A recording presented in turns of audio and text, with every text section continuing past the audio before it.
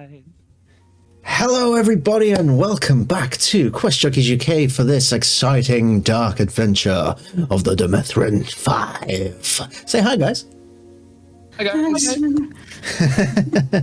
We are thrilled to be here to bring you some incredible D&D with some incredible players telling some incredible stories. First of all, big thanks to those subscriptions in the chat. They will trigger a wheel of chaos spins, which we have delegated appropriately. We'll get to that once the session begins. So let's get our introductions out of the way. First of all, will it happen this week? Who knows? Only one way to find out. Will our chat commands work? Maybe not. It looks like they won't. Okay, cool. So, if the chat command actually worked, then you would be able to go over to the link, which you can just type in manually, sirenscape.com/PhoenixYK, and get yourself a free trial of Sirenscape's wonderful platform and all of its ambiances and musics and sound effects and all that sort of stuff, whilst also supporting the wonderful John and his incredible Iwakiverse in bringing you more storytelling. So, if you want to have epic sounds in your games, then that's what you gotta do. You can also support our wonderful character artist, the incredible Aviv Orr, who designed such wonderful illustrations of these soon-to-be-dead characters. Big love and thanks to Aviv Orr. I'm trying to think if there's a way to do heart eyes, but you can't do both. I do heart cyclops. There you go. A heart cyclops, yeah. I like that. That works. There you go. But yes, please go and give Aviv some love. What else? We have a community Discord. These links will appear from time to time in the chat, so just keep an eye out for them. Hey Lilith. Hey Lilith, welcome. Baron Dragon on there. Oh, you made the bear coin shirt. We certainly did. Oh, go ahead and check out the merch store, because we have so much merch, and there is more Demethrin merch on the way, which I'm quite excited to reveal. We are certainly getting there. We also have a community Discord, which you can join. The link will be in the chat at some point tonight, where you can be amongst the first to learn about all our new announcements and things coming up. 2023 is going to be a huge year for Quest Junkies. There is so much going on with our Wildmount weekly campaign starting. Thank you for following the law right. Pleasure to have you. We have our Wildmount campaign starting in March. We have, at some point in the new year, we're doing a 4-part series of The Last of Us. Thank you for the follow, Lilith. Which is going to be a UK twist on the events of The Last of Us, the game, and soon to be the series. But I will announce as of today, because I don't think I have said it publicly, the Last of Us series will be our first foray into in-person D&D, as a group of us will be getting together here in the UK, renting a little cottage for a weekend and pre-recording, filming everything. How much? It's gonna be quite a task, but will be worth the wait. We have so many stuff planned for that. I must insist on the tandem behind the scenes video, the documentary that goes with it. That weekend. That will probably be flooded. Our TikTok will probably be flooded with that. Go follow us on TikTok, by the way, at QuestJunkiesUK. But yes, we also have one-shots coming up. Brim Small Boy's Humblewood Adventure is the most requested one. That is going to be happening at some point. And a slew of other ones. We have one planned for a Red Dead Redemption one-shot, a return to the Honey Heist. There's so many, all coming in 2023. So if you like the sound of all that, then get over to QuestJunkiesUK, the website you're currently on right now. They're already here. Thanks. And also, last but not least, if you go onto YouTube and look up the QuestJunkiesUK YouTube channel, you can get all the VODs. So if you can't stay for the whole stream today, not a problem. You'll be able to catch up later on tonight or over the weekend. We have all our other previous streams and campaigns and one-shots all on there as well. So, you know, if you need a bit more Quest Junkies in your life, then there's plenty of bingeable content on there.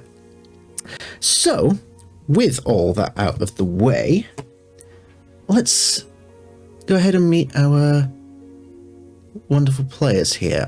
As you can see on our new stream layout, we will go in a let's spice it up a bit. Let's go counterclockwise today. So first of all, please let me know who you are playing, and a random interesting fact about your character, starting with Ginkgo. We already talked about the most interesting fact about her. But hello, I'm Smallbird Lex. You can find me at Smallbird Lex or Smallbird Art. I do a bunch of different kinds of content, and you will find something that you like. I've just decided to throw it in everybody every time now. It's getting more and more threatening every time, so you will. You will. Interesting fact about Ginkgo. Her dad genuinely tried to teach her how to fly at one point, even though she doesn't have wings, and she really thought she could, and she ended up with a broken ankle. So. Oh. I need to see fan art of that immediately. Oh, thank you so much for breaking my heart. Aegis. I'm Aelin. I play Aegis, and he is Aegis. When he was little, he and his sister lost their mom, so he actually took on the cooking role to provide for them. Oh, you guys are breaking my heart tonight. Has anyone got a happy memory? Gikato, please save us. Hello, wherever you are. I am John from QuestJunkiesUK, and I am playing Gikato, the Ranger Blood Hunter fighter from the Shadowy. Your audio keeps cutting out. We missed half of your classes. I mean, there's too many anyway. Yeah, that's why. A sensible character if you ignore half of them. And Discord's just like, no, that's enough. Yes, I am a ranger, blood hunter, druid, fighter, sorcerer from the shadowy parts of the Feywild, and disgraced in my abilities and responsibilities in the realms of the Shadow Fae, through events that you can spy throughout the Wakiverse. I was sent on my adventures and ranging far and wide, and before coming to Rodania, this isn't a new fact, it might be new to some of the people in chat. Before coming to Rodania, I made my way and spent time working at the Radiant Citadel. Interesting. Sorry, that wasn't new to you, Patchman. It's all right. I'm currently trying to deal with this bot that's apparently it won't go. There we go. Thank you so much. Oh no, your stream audio issues infecting QuestJunkiesUK. Quick, contain it. Oh my god. All right, thank you. Continuing on, Kimura. Hi friends, thanks for joining us today. I'm Mike, you know me as Grim in chat here, as well as Phoenix Iwaki. Tonight I will be reprising my role as Kimura, our Oath of Conquest Paladin. Fun fact about her favorite, I'll do something fun. Her favorite carnival game is called Half Toss, in which you take a armored halfling and you chuck them as far as you can to a distance, and the farther you get, the more prizes you win. Wait, so why didn't you do that in session 1 with the halfling child? Wasn't armored. I mean, was there any armor on that child? Was there any armor on that child? Also, generally, I assume that the there's insurance and whatnot. You got papers you got to sign in order. You got to sign a waiver. Yeah, there's a waiver. It's a whole long thing. That's why it's once a year. So. Oh, okay, fair enough. Thank you so much. Armor in the drinking contest, didn't they? They certainly did. And last but never least, Astra. I'm Sam. Astra. She is a half-wood elf warlock. Patron is Navigator. Spent a lot of time in the Feywild for the elf. Fun fact about her is that she is one of 8 sisters. One of 8? God, damn. There's more of them. Are you the oldest or the I youngest? won't say anything more, but I don't know. 8 sisters. Maybe it is time for Gikato's nightmare sequence after all. Is that a hint that we're getting Aegis's today? Oh no. I mean, there's only one way to find out. Oh yeah. Oh yeah. Sam, which mic have you got connected to Discord? It sounded different to Out of the Abyss. Theater is my also kind of stuff. It is got a funky kind of quality to it at the moment. A little underwatery, a little quiet, but I understand their voice. A smidge subaquatic. Little amphibious. Don't want to say it, but your mic's got gills. Sharing the pain with my mic right now. There we go. I was gonna say something sounds fishy about that. And with the fish puns out of the way, let Spin the wheel. us... Spin the wheel. Oh. Well, we shall spin the wheel in a moment. Yeah. But first, a brief recap. As the Demethrin 5 dealt with this horrible rock dragon at the border to the Northern Wastelands, and after resting up, recuperating, planning the next move, a former compatriot of Gikato's approached wounded.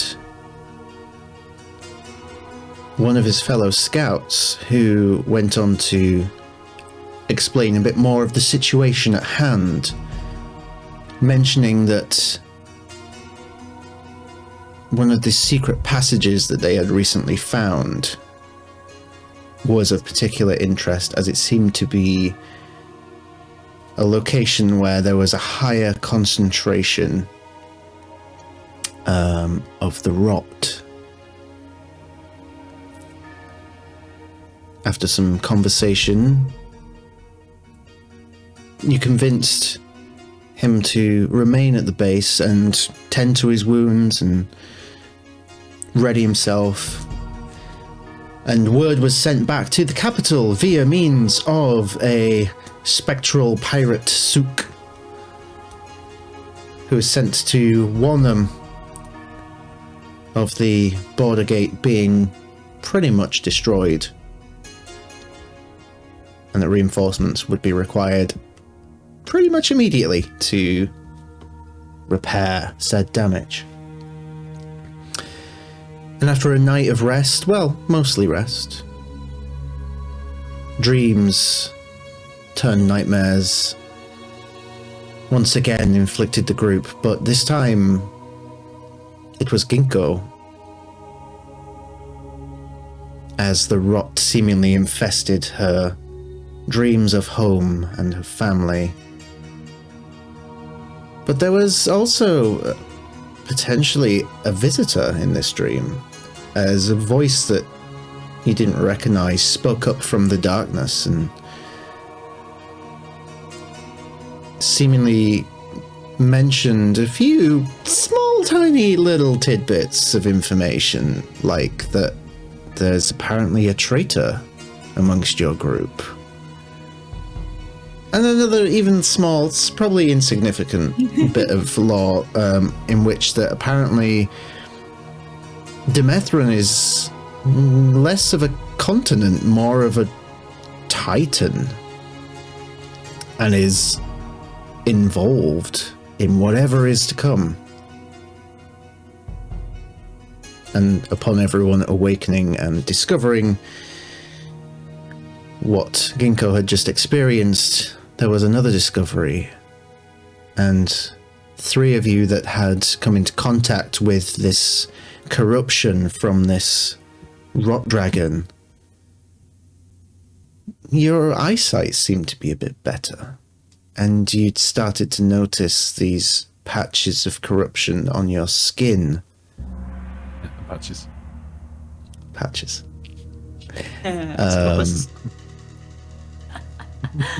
And they seem to be stronger for some than others. Ginkgos seemed a bit more advanced. Especially my face. Indeed. So, we rejoin the group as Reveljax gives inspiration to Ginkgo because, in their words, no one deserves tainted dreams. Battlemaster Hexblade, Bladesinger build, the Mad Lass, and cat ear headphones are cool. Thank you. But down. So go ahead and make a note of that. Kato starts strangling Astra. And also, do I get inspiration? Because apparently I look like I'm in the Dungeons and Dragons movie? Because I'll take it. Hell yeah. Okay, so we rejoin. Blatant attempts to butter up the GM. We rejoin the adventure. As the traitor. Why would I announce who the traitor is? As you all are gathering your things. Hey, thank you, Grim, for the inspiration. I shall make use of that. Oh. As It's nice you when mystic visions are so instant. You all prepare yourselves as you're about to enter this network of underground tunnels that Kakato has explored before. And this apparent secret passage that had been discovered that leads directly through under the earth and then back up towards the twin volcanoes of Druksek and Drukthar within this area. So the day is yours. How much do I know about these tunnels? What can you dig from my memory? So you've travelled through the tunnels extensively. The secret tunnel that was mentioned is a very recent discovery, but you were amongst the first to explore it. I'm not going to make you roll for it because you would know about it. It seems to be a lot safer than most of the tunnels because there are creatures of some sort within this tunnel network. They're not the most dangerous, but you do assume that if this corruption continues to spread and affects these creatures, that they could quickly become dangerous, much like the dragon did. But as far as the secret passage is concerned, it is generally a safer route and practically a shortcut, as it knocks off maybe a day's worth of travel. But it does descend quite deep into the earth before it comes back up. Will this get us close to the volcanoes? Yes.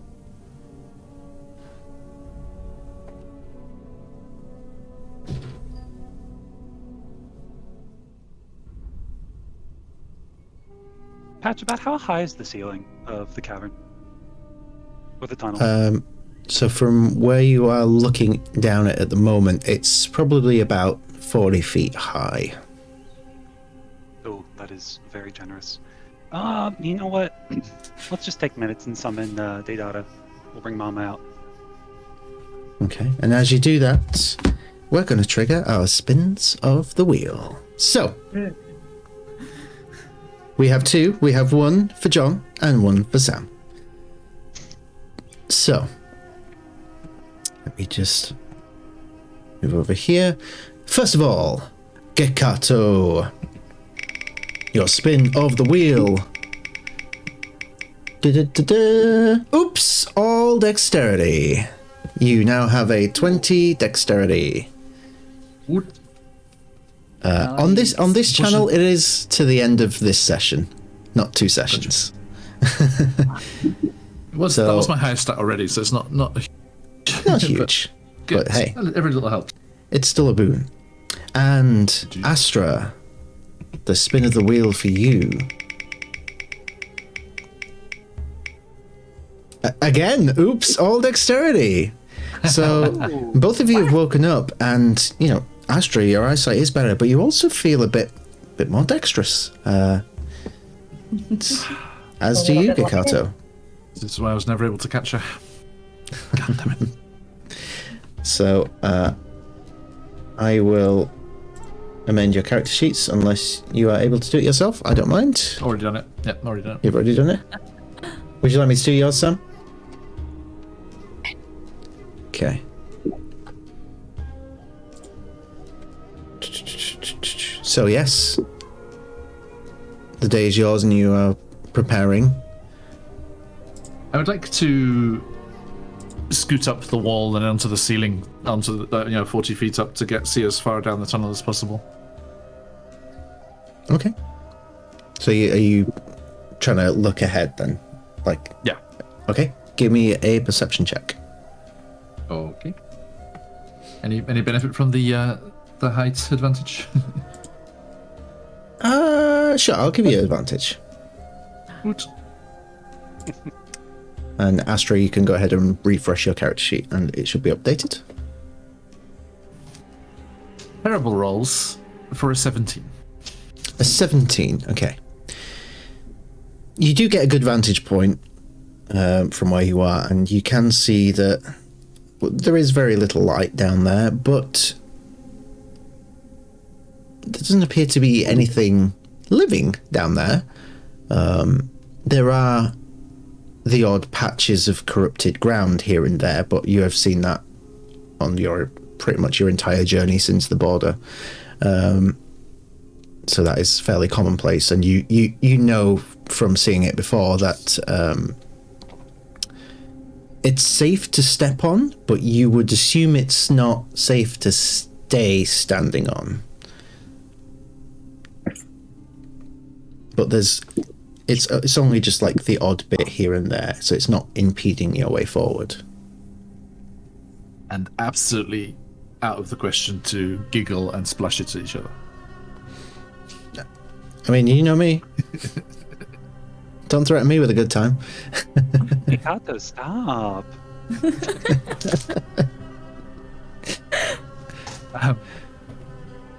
Noted.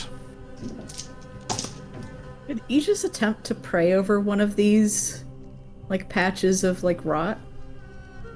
Like a gentle repose ritual kind of thing? Sure. Ugh.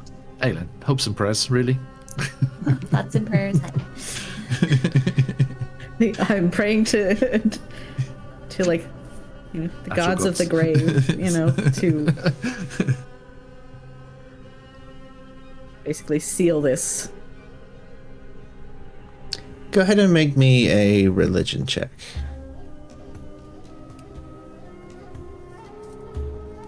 Let's see. Not a great stat, but I am proficient. 13.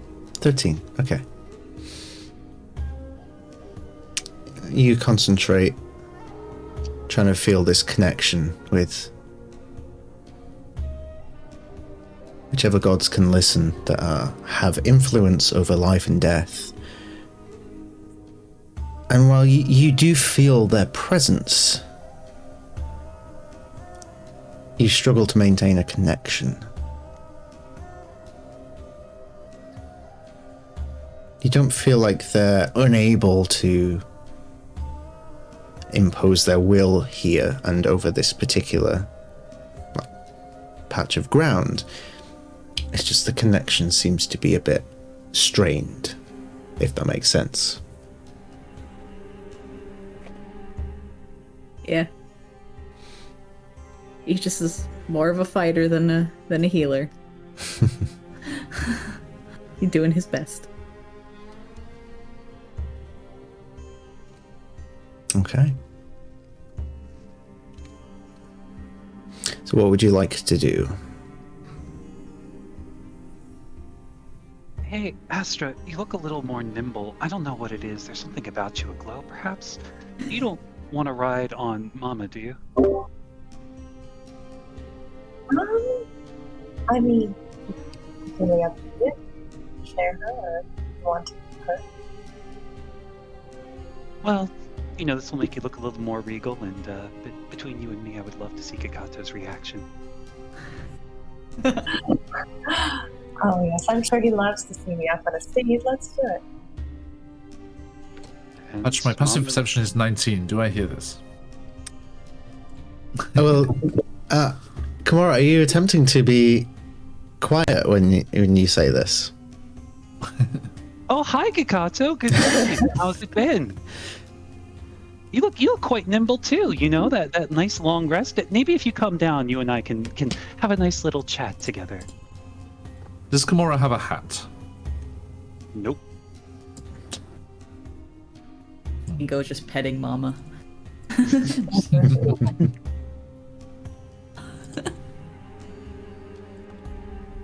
Mama's a type of horse? No, she's like a forest spirit, so sort of like Fae in nature. So if you think about Princess Mononoke, kind of a cross between what's his name's deer and the forest spirit. More protrusion of the snout, so it looks a little more animalistic. Yeah, gorgeous. Ginko's never seen this before. She's amazed. She's just. Do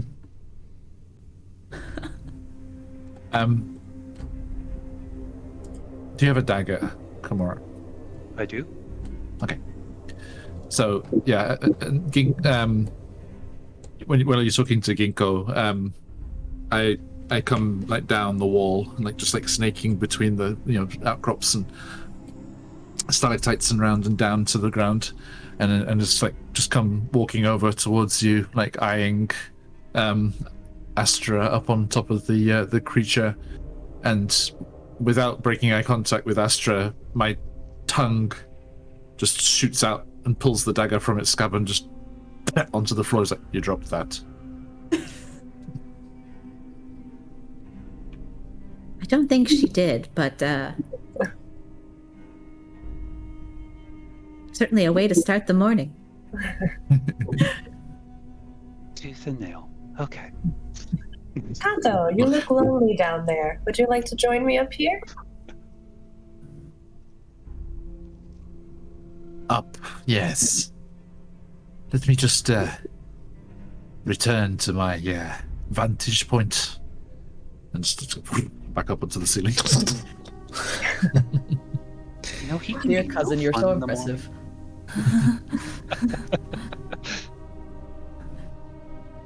Family get-togethers, man. We like that very much. The temptation to grow to large size and just cannonball on top of Astra from the roof is very tempting. I mean, I'm not stopping you. And here's Kato with a chair. By God, Astra had a family.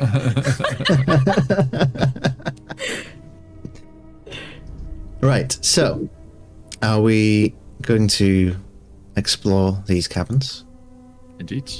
All right. I'll stay high as much as possible to keep eyes ahead, and get a vantage point about hopefully spy anything that was hiding away behind stuff that would hide them from eyesight on the level.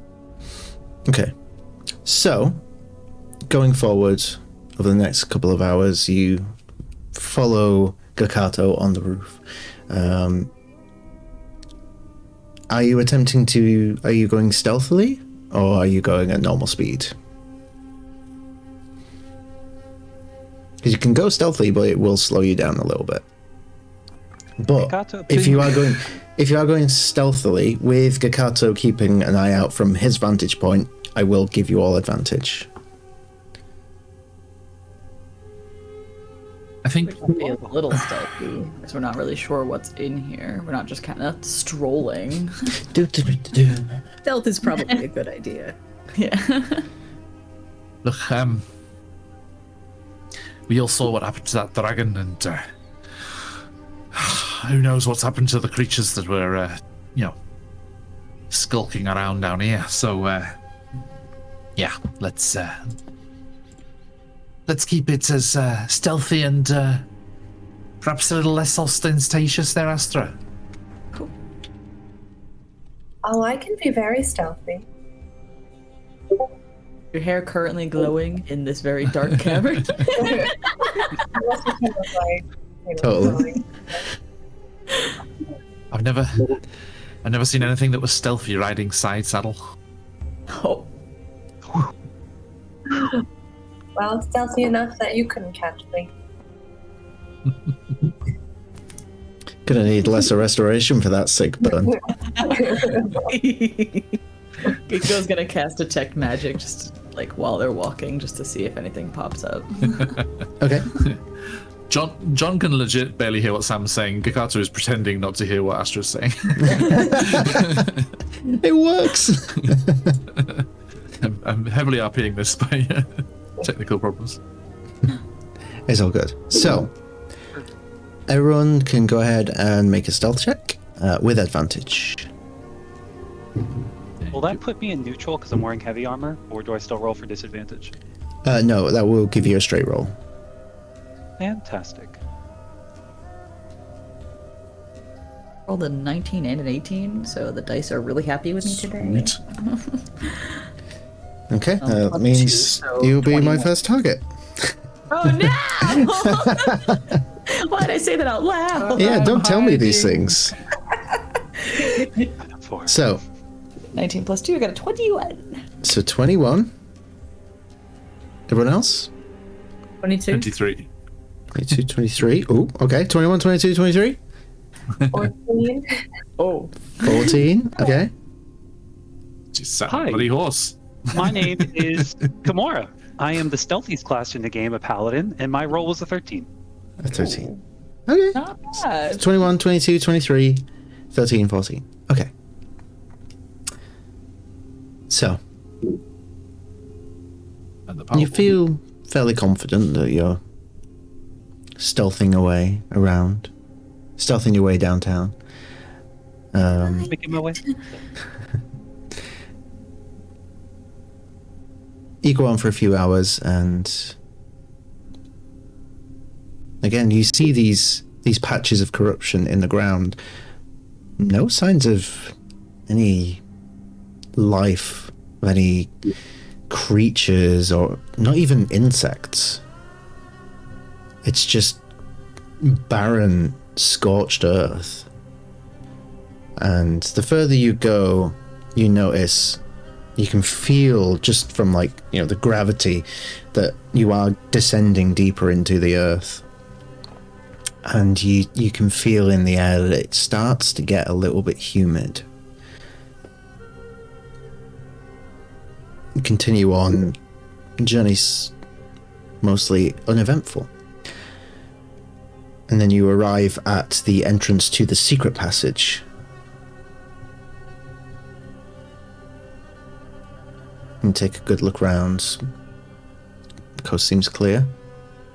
And you can see that the secret passage goes down at quite an angle, initially.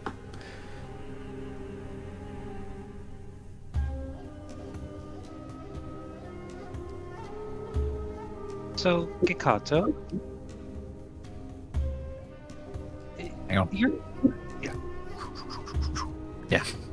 you're pretty flexible with this sort of passage. You've been down here before. What would you reckon is the best way forward, or perhaps I should say, down?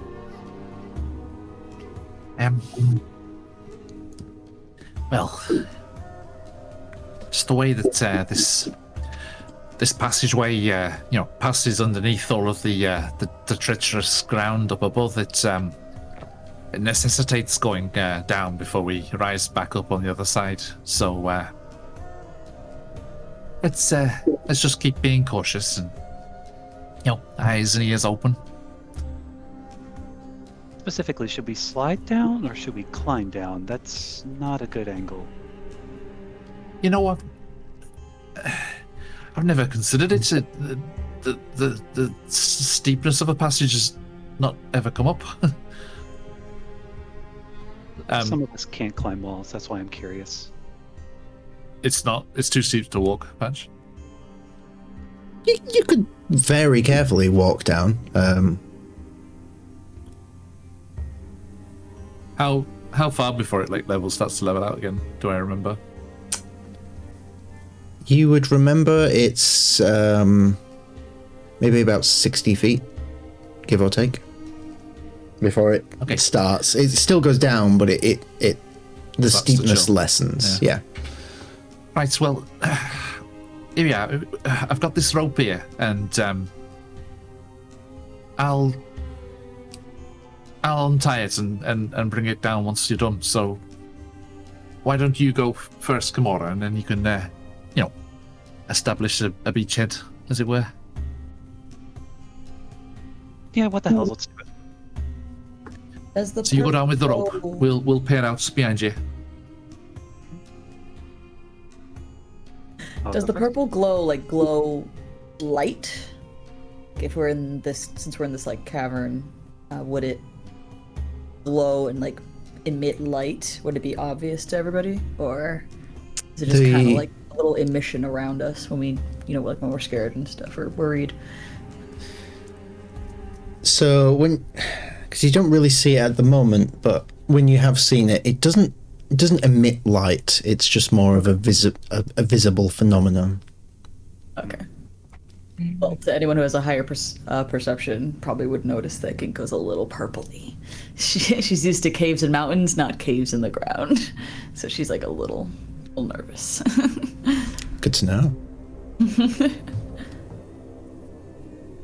Mikado will try and ease your nerves a little as he comes over. He's like, "Hey, Ginkgo." Hello, dear cousin. It's very interesting to hear about your parents and that. Some of my best friends back home, back in the Feywild, they were born, of bough and limb. Yeah. Was your folk a tree before you were born, or were they cursed, or what happened there? Oh, no, she's just a tree, magical, big. She's always been a tree for as long as I can remember, as long as she can remember. She's just always been a tree. All the time that Gekata spoke with the Fae, he just does not even bat an eyelid at that. Yeah. It's yeah. Yeah, Mom's a tree. That was more for Sam. I don't know if I don't want to overstep my bounds or anything, but deciduous, coniferous, Coniferous? carnivorous. A little bit. I've seen her eat a squirrel once. It was a very interesting experience. I've heard that patch fella is not too fond of carnivorous trees. Too soon.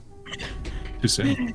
Very soon. Noticeably see the glow start to dissipate, and she's definitely at least calmed down speaking with her extended cousin. Yeah. And look, even though Komura's such a big lump, they've got down safe and sound. We'll get down all right. What did you say, punk? Are you safe and sound? Yeah, you won't be when you come down, though. Sound as a pound. There you go. Lovely. Maybe I should go before you, cousin. Oh, I'm going to untie the rope, so yeah, I'm staying up here. Don't worry.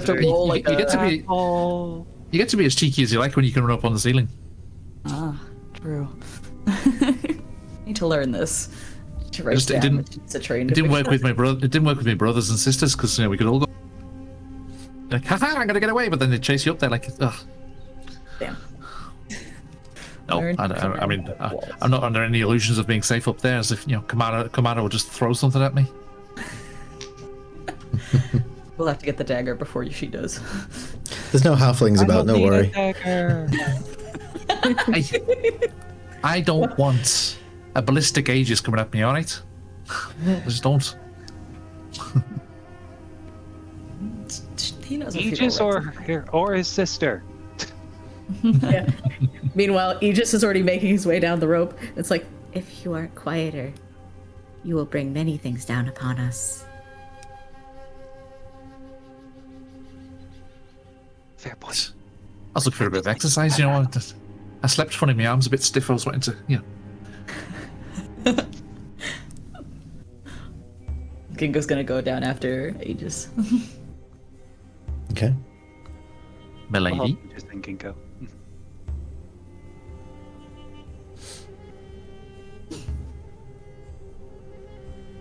So one by one, you all make your way down. It's not too difficult.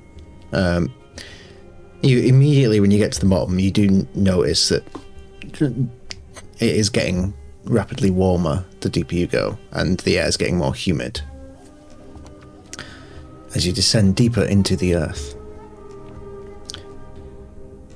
You continue on downward for maybe 30-40 minutes.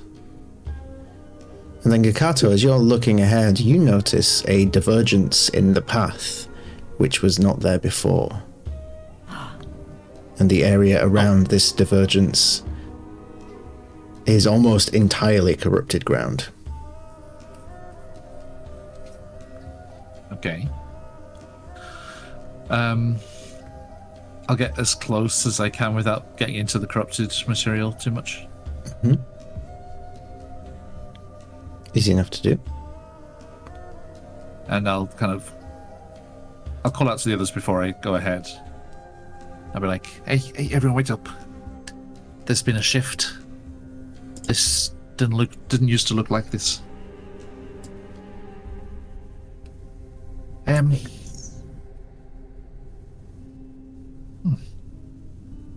Does it look like the new branch kind of like tunneled in here and the corruption was brought with it? Or does it look like the corruption became more and more prevalent and then caused like a dissolving of the rock itself? Is it because this just go ahead and make an investigation check for me. Investigation? Yes, please. I think I was going to Presty like some cold breeze for everybody. Does this have anything to do with Fey Fiends or Undead? It does not. I appreciate you always ask.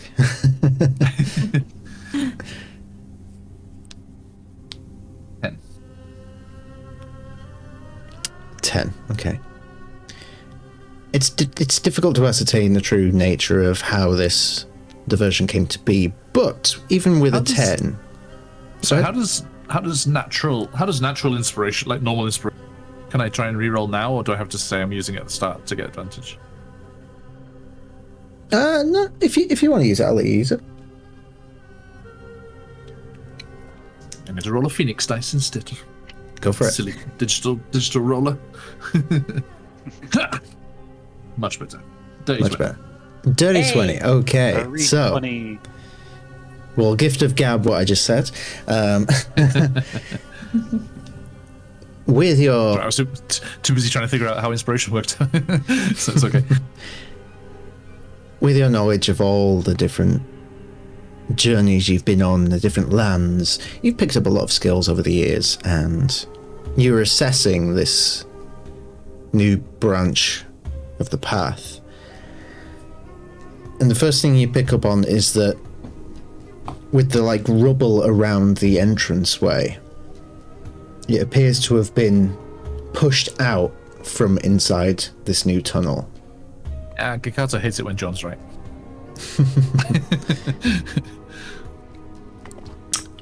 But how wide is the tunnel? It's about the same dimensions as the tunnel that you're currently in. So 40 feet? About 40 feet high and about, say, 25 feet wide. Perhaps you're doing your Critical Role World game next year, not this. You don't need to go through big subterranean worm tunnels. No, you don't have to worry about subterranean worms, don't worry. Well, do worry, actually. It's other things. Yeah, too late. We're way ahead of it. Whatever did this, it must have taken some immense force, as the walls of these caverns are sheer stone. Do I think it is anything similar to my own ability to burrow, without leaving marks through sand and soil? I'd say with that ability, you're able to at least suspect that this wasn't one big creature. elements of, when you look at like the rubble, like elements look like it is kind of, it resembles erosion in a way, but the kind of erosion that happens over thousands of years, and this wasn't here like 2 weeks ago.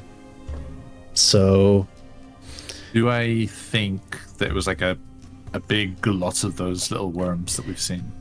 That would be a logical assumption. That's worse than one big one.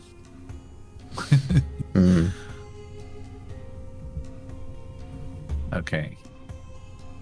I'll make my way back to the party and tell them all of that. Okay.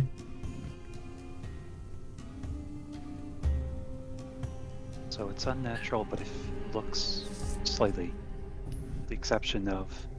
You know those grown-up versions of the stuff that you had in your arm? It looks like a whole swarm of them came through. Oh, sorry, cousin. You're glowing again. Really? It's immediately undid everything I did before. Shit. So your mum's a tree, now your dad. a wormling in one sense, you know.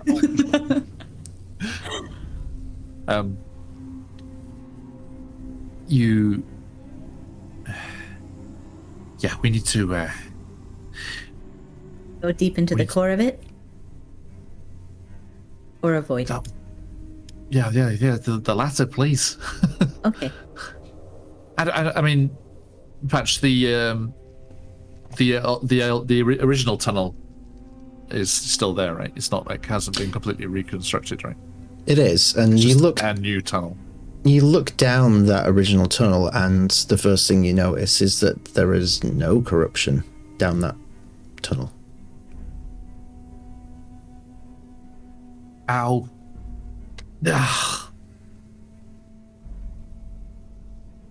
On a side note, the longer and like deeper we've been down here, the more just comfortable Aegis looks.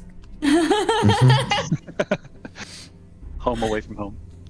I've just had a horrible thought. Sorry, Aegis, I didn't mean to disregard what you were saying there. I understand where you're coming. Look, if we want to find the source of this problem, we probably want to go down that new tunnel, don't we? I don't see much point going in the direction where there's no corruption when we're looking for the source of the corruption.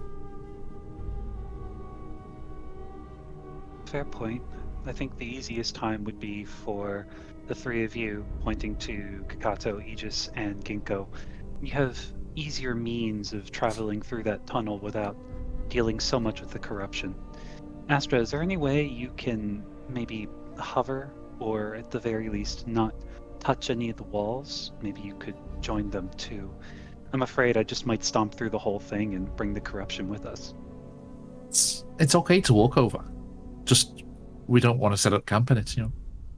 Well, no, we wouldn't stay in it, but the potential is that if something like this is corrupted this much here, imagine how much corruption would be there deeper.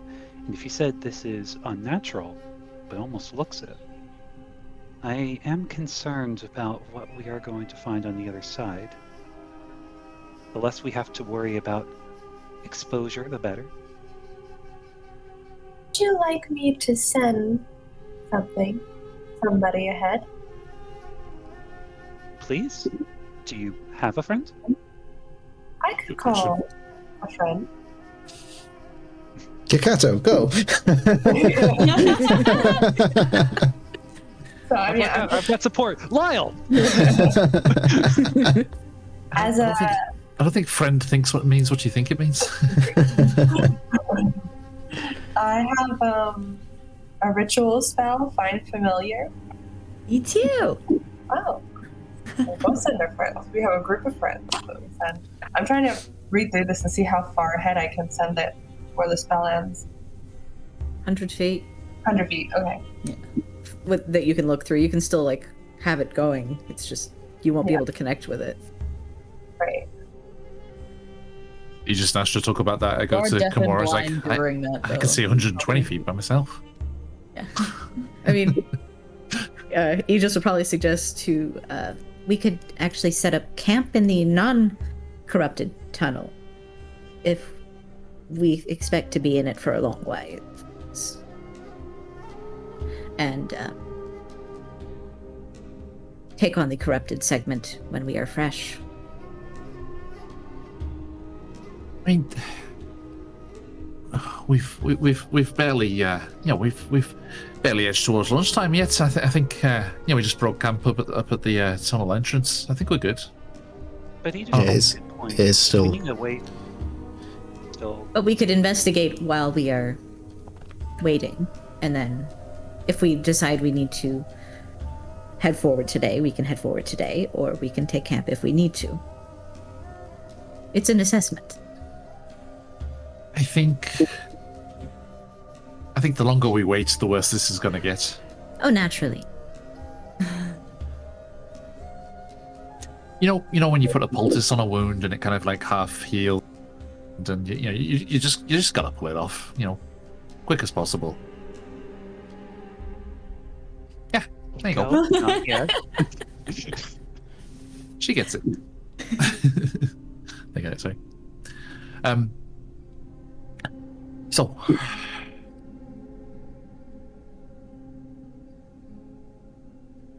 I would like to find whatever this is as soon as possible. I do not like these concerning feelings. I feel like the how are you three feeling?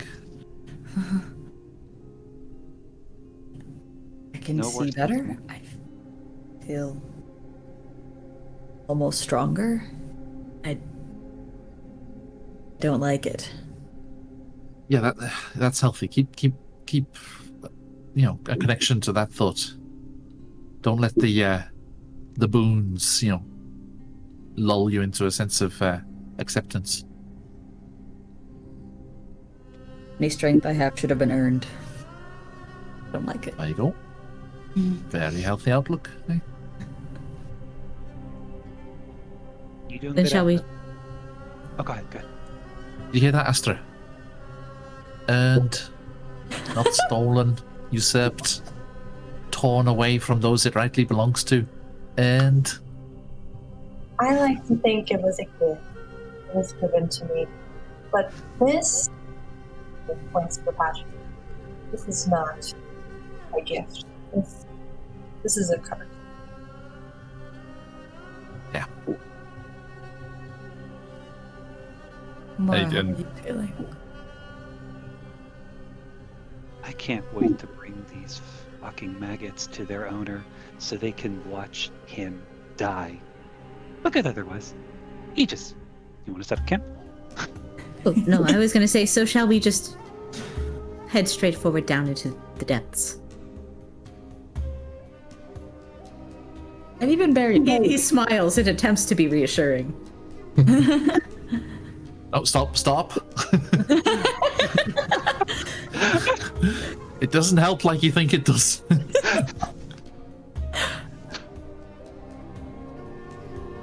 I will remember this. Oh, don't worry, I won't forget soon either. Your attempts at comfort are appreciated. I am only trained to comfort in certain circumstances, so... Understandable. Well, may your skills go wanting. I should hope so. Nico's gonna start walking towards the tunnel. Okay. Let's do it. So, are you continuing your same stealthy approach? Yeah. Okay. Probably even more so, yeah. Yeah. So, I won't ask for a new stealth roll. As you are actively being more careful given the amount of corruption around you at the moment. As you head further down, it goes on for at least a couple of hours. And there are phases where the corruption seems to lessen, and then it gets even more than previous, and it lessens again. It varies as you travel through, but the pathway seems to circle down in a spiral, heading further down, and you feel it getting warmer and warmer, the air more humid. And then, I imagine Gikato is leading the way. So eventually, Gikato, you notice that there's a sudden turn to the right, and as you sort of peek your head round, you see that the tunnel opens up into a cavern. It's quite a large cavern. You can't actually see how high the roof goes. But the very first thing you notice is that in the center of the room is a gigantic purple amethyst looking like crystal, which is set within a very old constructed stone pedestal. The one from the dream? It doesn't look like the one from the dream, no. There's elements of it that look similar, but it's not the same. Potentially as old and from the same sort of era in ancient history.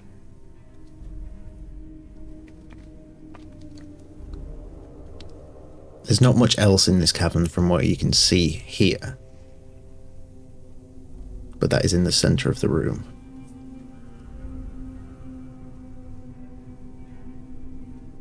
Can I scuttle across the ceiling and look, try and get like kind of directly above it and see what I can see? A bit closer. Sure. The ceiling goes up a bit higher than you probably expected, but you do have quite decent eyesight, as you've remarked before.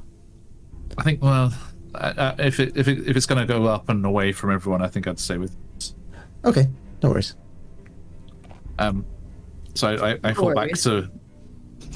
Yeah, I fall back to where the tunnel comes out into the cavern. That looks like similar constructions to that one we all saw. With the old decrepit fella using it for some evil doing.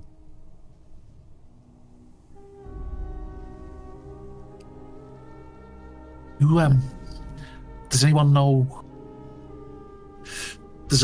the history of this place better than I do? Sorry, I haven't been here that long. Kinko? Kamara? You want me to roll a history check, Patch? Even if you roll a natural 20 on a history check, the history of the lands across the border are completely unknown. For as far back as the generations of people within Demethrin have existed, they have not ventured northward.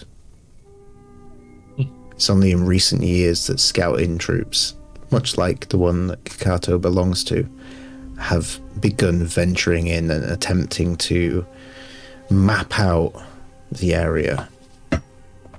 Have my colleagues and I found any other sites like this of a similar kind of style and construction? No. From your exploration of the area, limited or extensive as it was, there's never been any sign of any settlements or anything of the sort. Would a religion check reveal anything?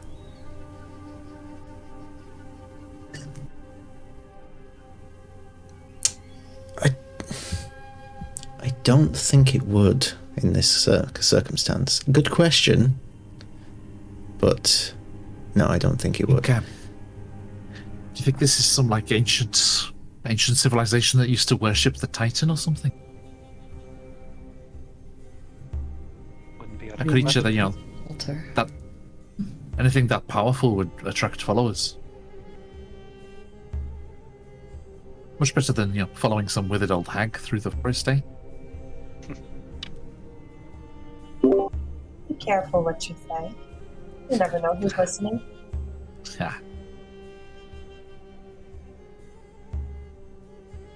It's not for the scratch of chicken feet.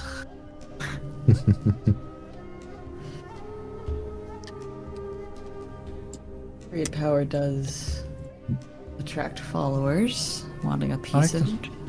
Right. I mean, your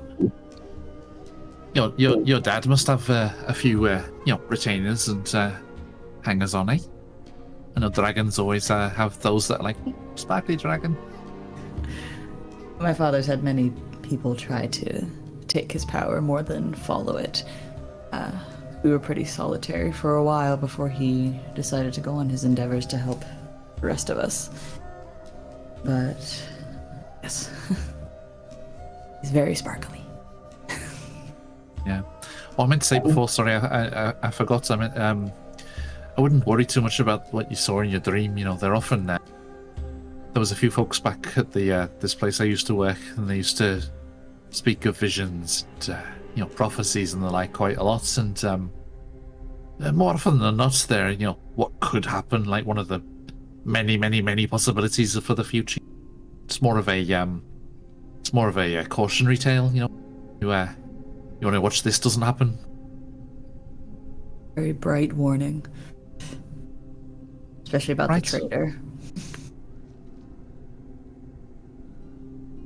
Yes, it is. You know it's not me. Cousin, I wouldn't suspect you. Well, then who? Come on, Dish. Who do you think it is? She's speaking very openly. She's not really about like secrets and hiding stuff. So she's speaking like very loud, like not hiding. So anyone in earshot can definitely hear. You can trust that I will always serve the ways of the balance. I tend to agree. Yeah. I don't see you lying to us or trying to do. So Ginkgo's not Aegis. What do you think? Kimura with all that, all that straight from the heart bullshit. It's a bit suspicious. Isn't it? She's scowling and gesturing the pinky to Kakato specifically. He's smiling at you as he says this. He doesn't truly believe the traits. Yeah. Over and beyond what Astra already is. Pinky again. To be quite honest, I don't believe that's a traitor at all. What's that even mean, Commander? Is that a Demethrin thing? The campfire, Kakato. Are you that dense, or did you forget? I think so. I forgot. It's been a while. Thank you, cousin. Yeah, I was on my own on this. I was focused on other things at the time, so. It's strange, come on. Sorry, I feel like I've been on so many places, adventures. Yeah, you really seem to get around. I do. I truly do. So, Aegis, you want to look a bit closer, see if there's any marking? Places of religious significance deep beneath the earth is kind of your thing. Is there a way around this altar, or are we going to go by it anyway? It's in the middle of the room, so we could skirt around, but Like tunnels on the back of it, or is there exits, or is it just kind of like a cul-de-sac? you'd have to go in to get a better look. Then let's have a look. The tunnel continues. Okay. So one by one, you file into this cavern, and it is quite expansive as you walk in. And you get up closer, and you see that this gem, this crystal, is massive. And it's not until you get very close that you see an indentation in it with cracks surrounding the outside of it, as if something has been removed from the crystal.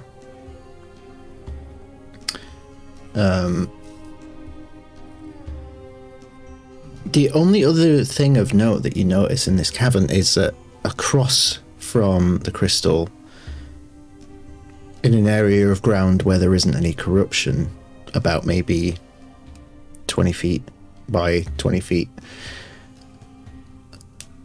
there is what looks like a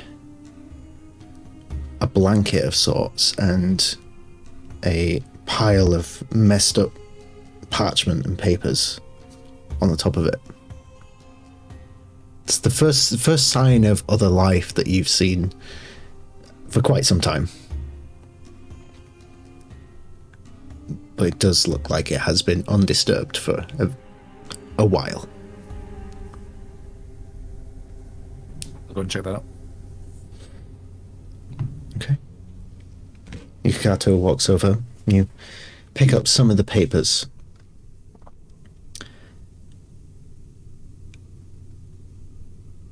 The majority of them are scribbled notes that initially make very little sense. You start to get the gist of it speaking about some sort of ancient discovery referred to as the Pancrota anomaly, which I will put in the chat. I will put in the chat for you. I'll put it in the Twitch chat so the audience gets it as well. The Pancrota anomaly. It goes on to speak of the crystal being some sort of seal that apparently had great treasure hidden within. Treasure that could alter fate itself. And flicking through the pages, you eventually find one with bloodstains across it. Old, dried, dark bloodstains. And as you all, I imagine all of you are sort of gathered round at this point, reading along. Kimura, you recognize the handwriting. The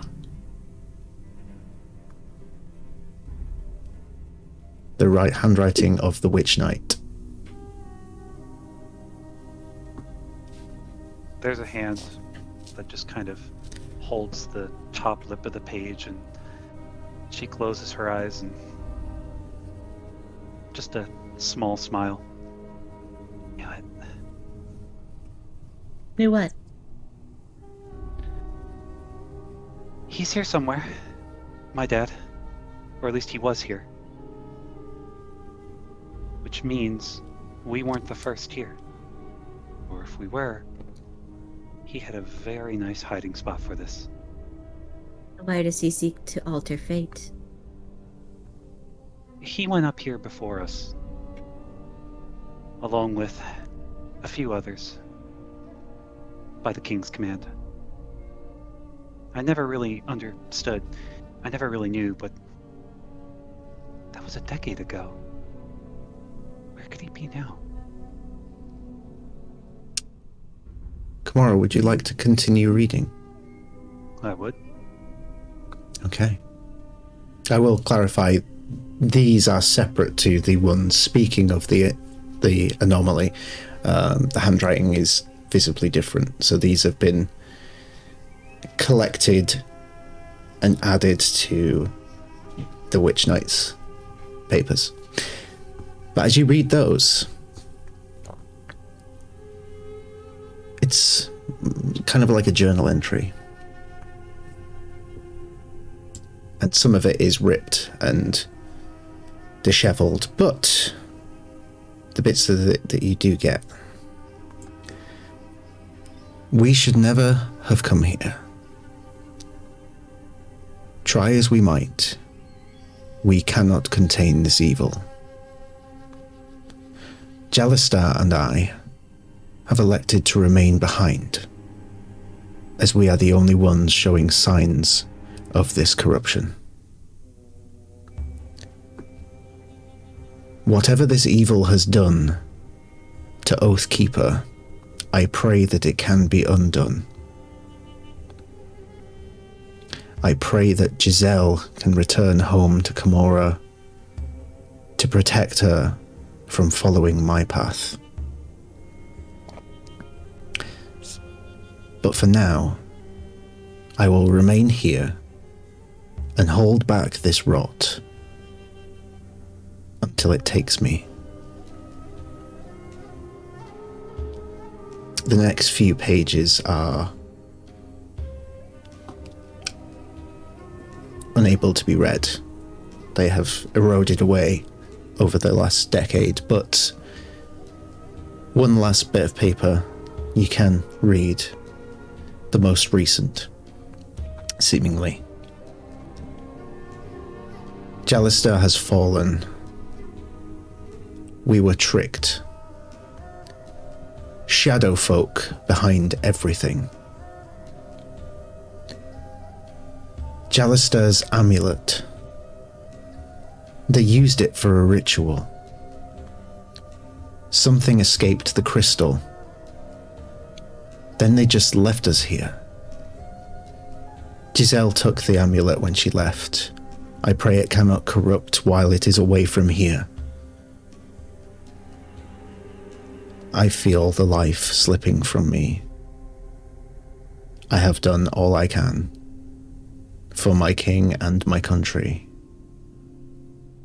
The Witch Knight.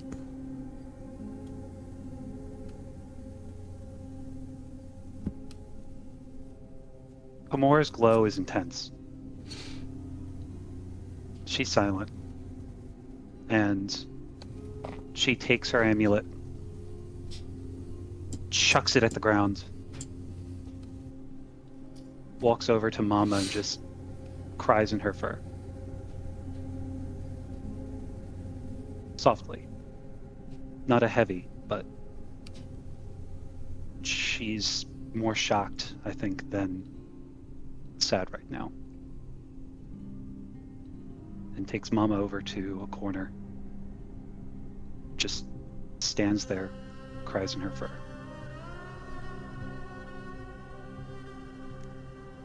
Aegis. What does the amulet look like? Just... Yeah, so the amulet, it's interesting. It sort of looks like a full moon, but there's a bit of a bolt coming through it. Like, you know, the traditional, like, sign for, like, a lightning bolt. And then you open it on the inside. And the amulet itself, the interior of the case, looks to be some kind of deity with a cloak. And then it also doubles as a little holder, which I would say has a clover in it.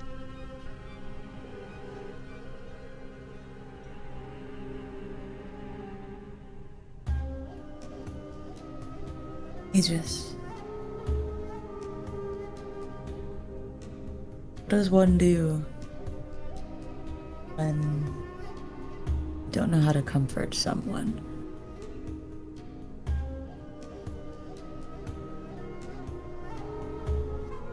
There's actually kind of like a strange warmth to his expression.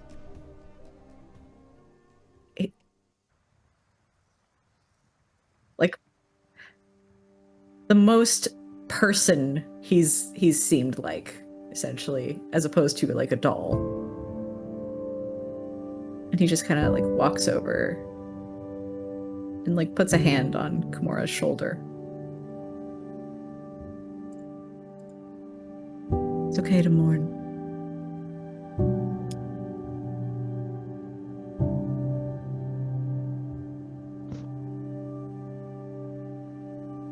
Been 10 years coming. I'm such a fucking idiot. Why did I think?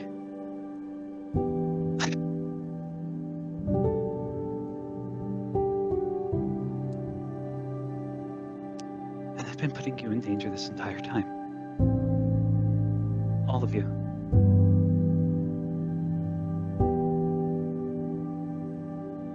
She kind of pushes Mama away for a moment and takes a deep breath, looks at the ground and to the rest of the group.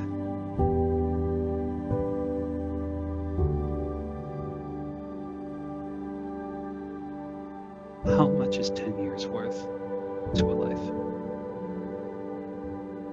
How much is 10 years worth to a family? Have you ever felt like you can't remember anything in that time? When you think about it, it's all just hurt, and then numbness, and then nothing.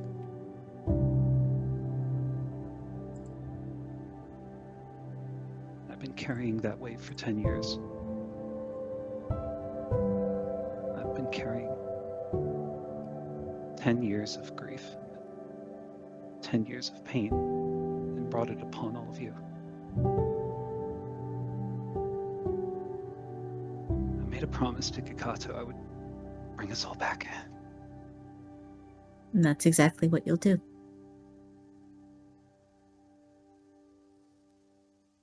Because you're not walking alone now.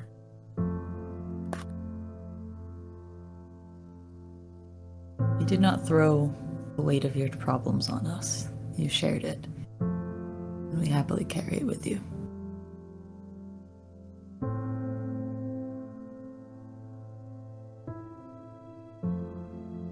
Like I said, Ginkgo, the daughter of Demethrin does not hand her offering. She gives it.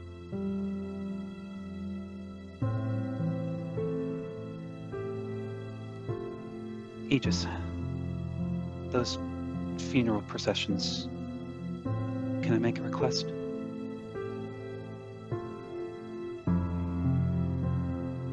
Please. Will you help me bury my father when we come back down?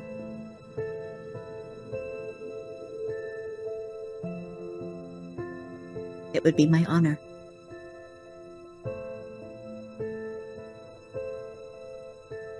She's still kind of numb, still radiating a bit. Just kind of silently acknowledges both of you with a forced smile and gestures Mama over. Looks over at Astra and Kakato. I'm gonna take this is okay. It's journal entry.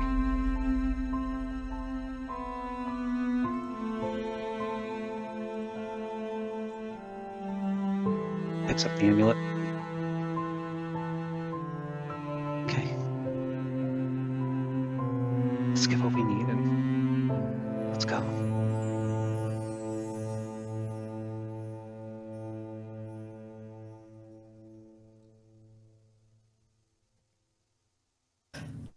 Do we do like a final check of the perimeter? Sure.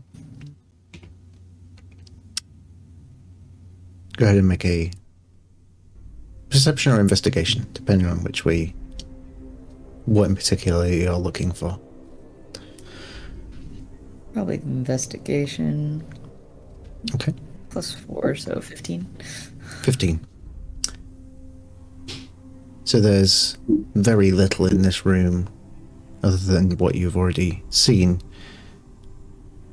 In terms of ways in and out of the room, there is the way in that you have approached down, and you see at the opposite end of the room there is another passage that leads further downward.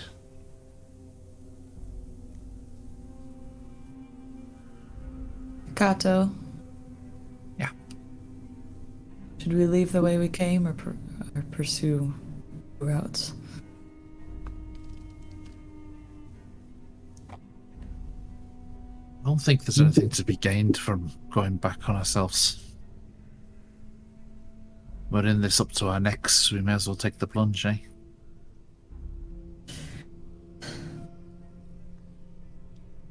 Time for swimming, I guess.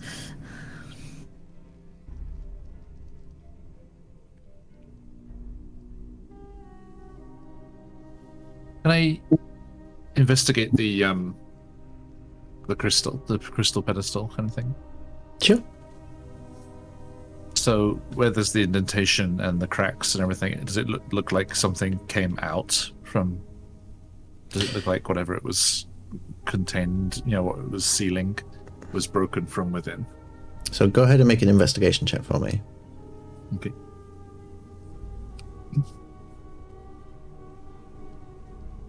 Natural 20. Natural 20. If you got them, folks, spam them all over the chat. If you're a subscriber, you definitely have them, because we have our own 20 emotes. So, again, being the almost like CSI protagonist, assessing the crime scene, you look at the shatter patterns on the crystal. Something was definitely removed. You see the crystal in the foreground, and like Gakato just like this up from the other side of it. Like... Zoom and enhance.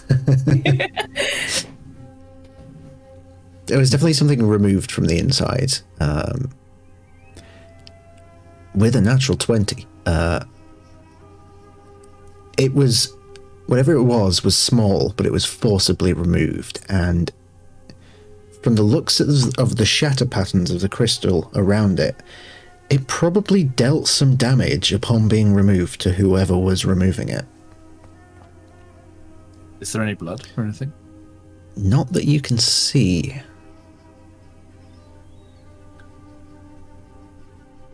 And I will give you, with a natural 20,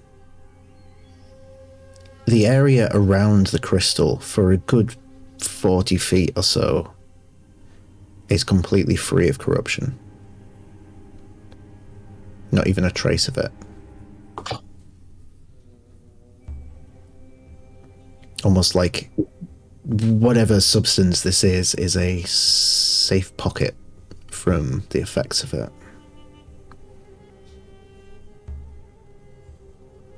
Does it look like the crystal has no longer serving any kind of purpose? It's whatever it was containing is gone. It would appear that way.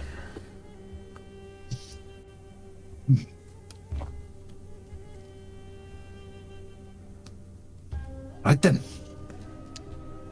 And Gikato pulls out a hammer from his smith's tools. Anti-corruption amulets for everyone, eh? Smash! And slams it into the... Okay. I'll say that if that's what you're intending to do, it'll take you a bit, because the crystal is particularly, I mean, it's massive, so it takes some doing, and which makes you think the way of however this thing was removed from the crystal, this is why it did damage, because it is immense. But over the course of probably the remainder of the afternoon. Well, before I fully commit, can I, when I get the first decent chunk off, can I take it and go to where the edge of the circle is, and where there's corruption, and hold it towards where the corruption is? Sure. You can go start punching it.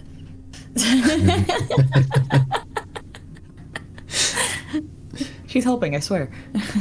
Of course. So you lift it down towards the ground, and a moment passes. Another moment passes.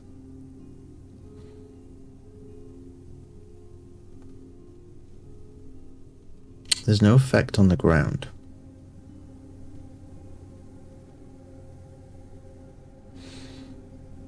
You do notice, though, since you rolled a natural 20, I will give you it. Right. You get closer to Ginkgo, who is watching you, and you notice the corruption on the side of her face that is visible seems to shift slightly further away from where you are. Ginkgo, go and give the crystal a big hug. Okay. She goes and just walks up to it and just puts her cheek on it, all extra affectionate. So just pretend it's Mum, your big tree hugger.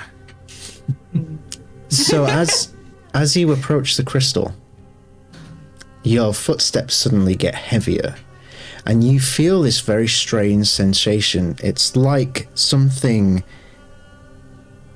is pulling you back away from the crystal. It's like your bones are getting heavy.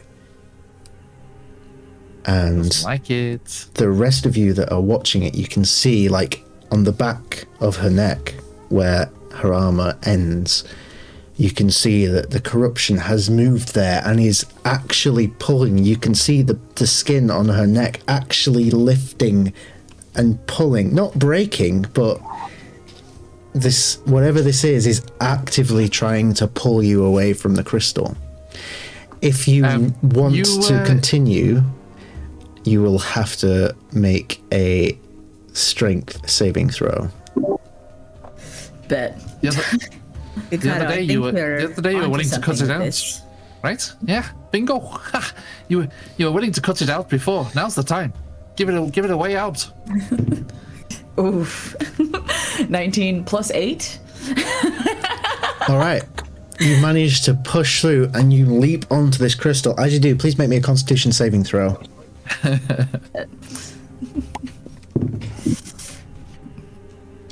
Plus 5, 17. 22. 22. Okay, so that succeeds. So you only take half the damage. Okay. As you leap forward and let's think.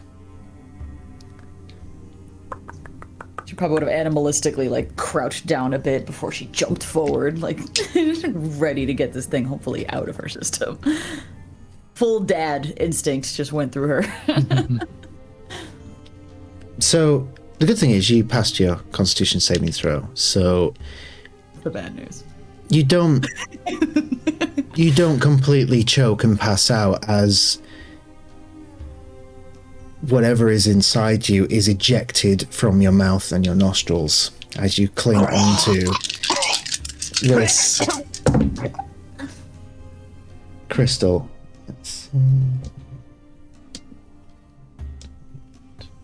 Get him! Stamp! So, because of the save, you only take 12 points of necrotic damage, which you now lose the resistance to. So you take the full 12, and your eyesight remains back as it was before. As it seems, certainly for the time being, you have been purged of the corruption. Astra. Kimura. Now. Here.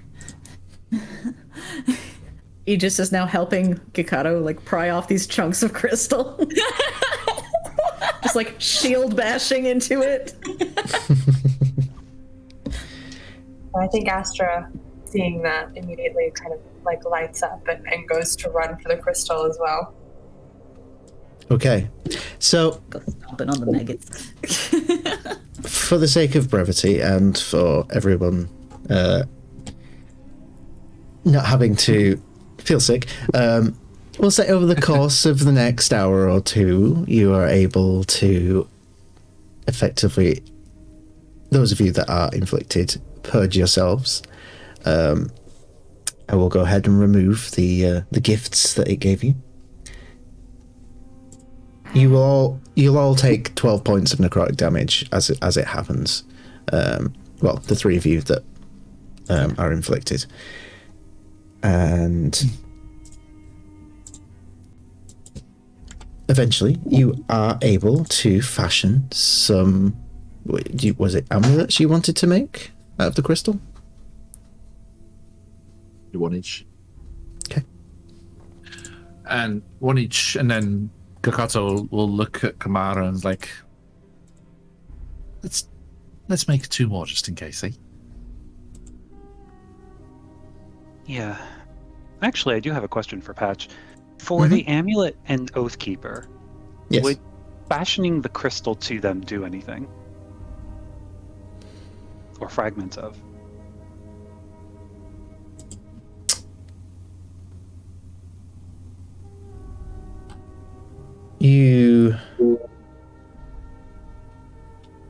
This thought occurs to you, so you bring one of the crystals and you place it upon the hilt of Oathkeeper, waiting for something to happen. Moment passes, another moment passes, 5 seconds, 10 seconds, 30 seconds, a minute, 2 minutes. You don't notice anything happen or anything that changes.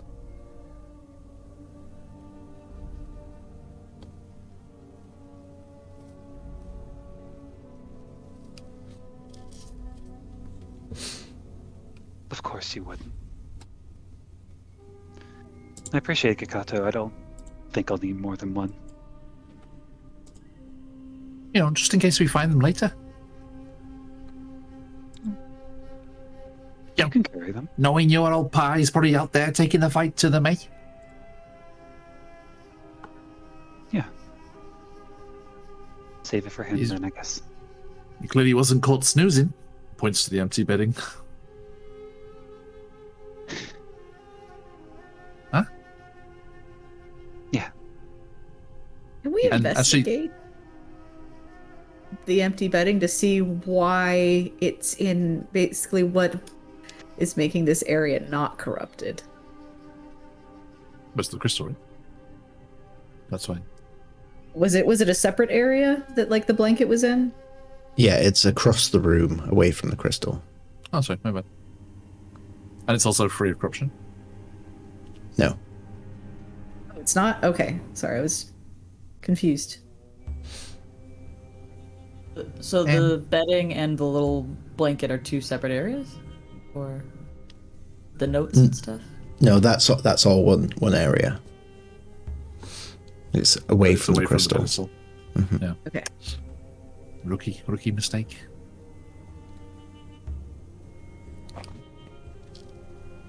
Okay.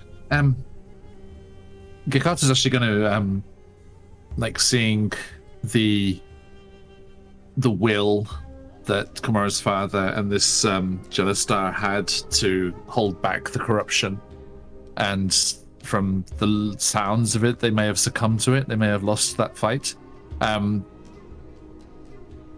With the various experiences they've had before and the ability of something that strong, a desire that strong, a mission that strong to kind of force you, cause you to stick around. Gekata will use one of his beyond the pale uses to look into the ethereal plane in this room. Okay. Just to see if there's any people left over.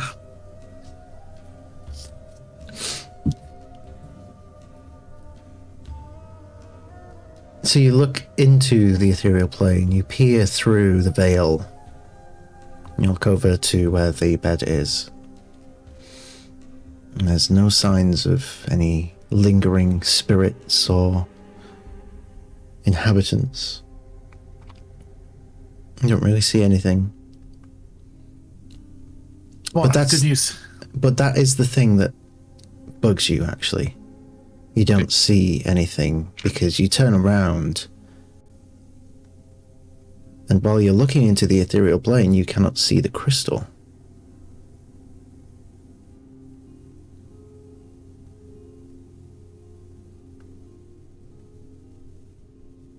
Okay. And you look down at the amulet that you made, and you just see a piece of rope tied into a knot at the end of it. That only exists on the material. It would appear so.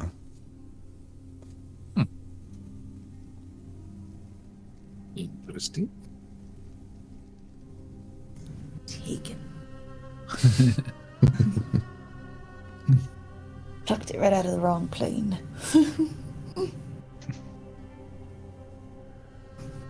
So, it's getting sort of towards the... I mean, you can't really tell because you're deep underground, but those of you that would know, it is getting towards the end of the day at this point.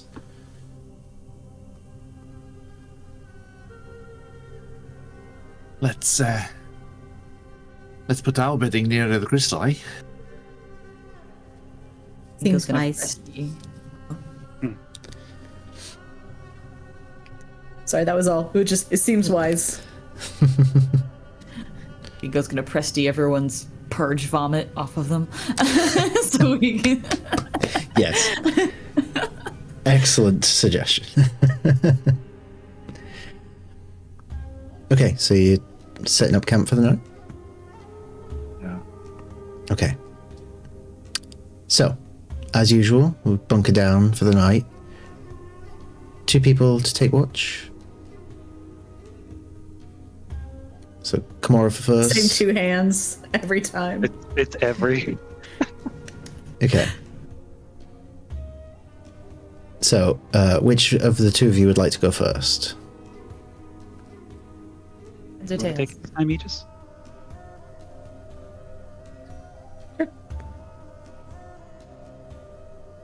All right. So Aegis first, and then Kimura. Okay. So, eventually, sleep does come to you all. Feeling a little reassured with the amulets you now possess, evidently warding away whatever it is you're dealing with.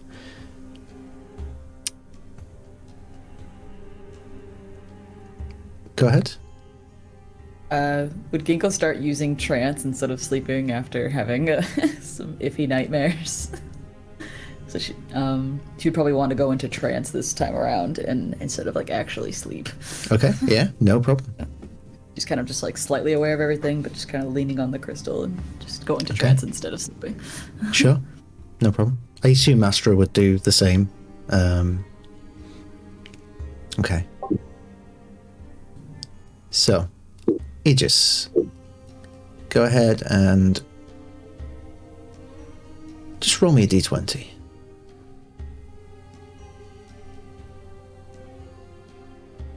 That is a 18.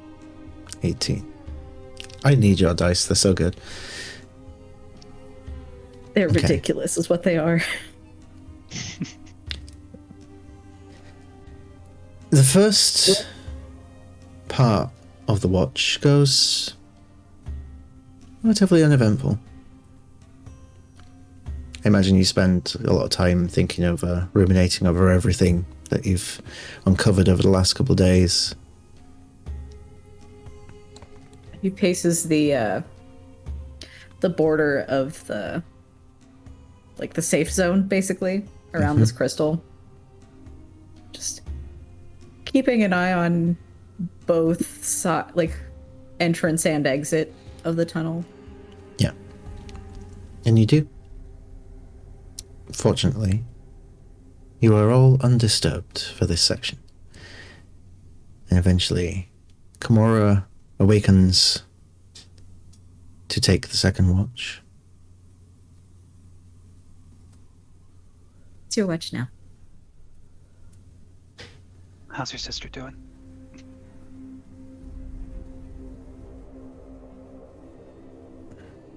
She's not here, but doing her best, I assume. How are you feeling? Ready. I was thinking of her echo. You mentioned that before, so I didn't know if she was there with you tonight or not. I left her standing over you while I watched. Still gotta get used to that. Thanks.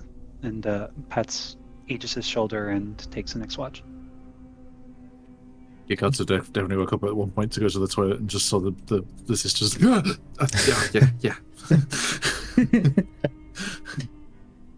Okay. Kimura, please roll me a d20. Mm-hmm. That's a 9. A 9. Okay.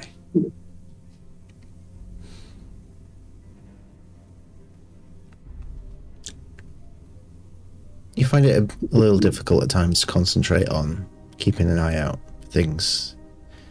With everything you've learned over the last few hours, it's so much information to process.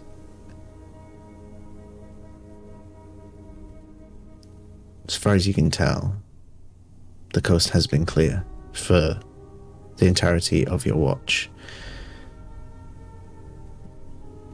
It's strange how you do find comfort in what you've learned today, but also the opposite. Have you taken a step forward or a step back? You're still figuring that out.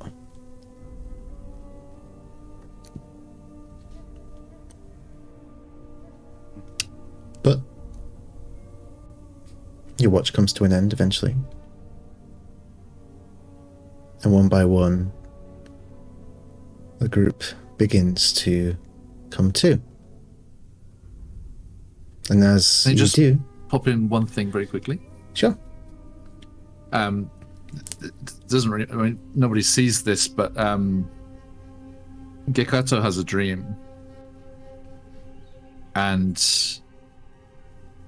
we kind of see darkness and then just a little island of light in that darkness where there's a bonfire with a tripod over it and some cooking stuff hanging off that. And you hear the sound of laughter, and as the vision kind of swoops in, you see Gekato sat by this fire, restringing a bow, laughing at a joke that one of his companions has just said.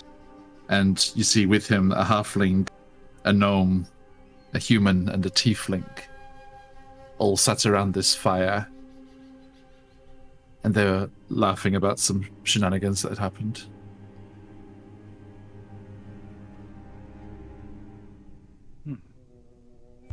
Curious. I do love your little lore drops. So sorry, my secret at the beginning was a bit recycled. I had to put something in there. So one by one, you all begin to wake up. Those of you that wake up first do notice that, unfortunately, one of you has had troubled dreams and is stirring uncomfortably. So, if you would be so kind, tell me what constitutes a normal dream for you, Aegis. Oh. I get because I was a shield. I had a nice. I already found out what it was. It can't be me.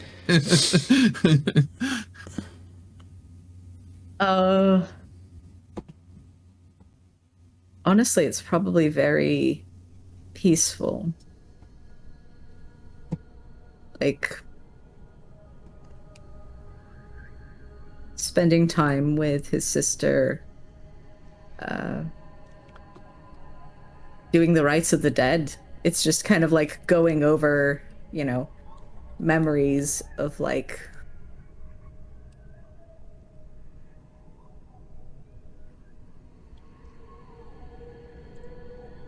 basically times they were able to help people. Okay. And this is one of many dreams that you've had of this. And as you're preparing for your next lot of rites, you go over to a water basin and start washing your hands. And the reflection in the water seems to shift, which catches your eye. And you look closer, and then you feel your consciousness pulled in to the water. And you blink instinctually, and as your eyes open up again, you find yourself within a memory.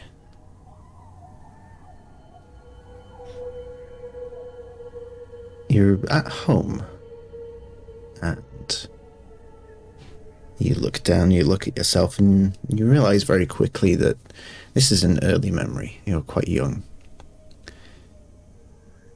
And as you're trying to take in your surroundings, you feel a hand softly grasp yours at your side, and you look to see your sister.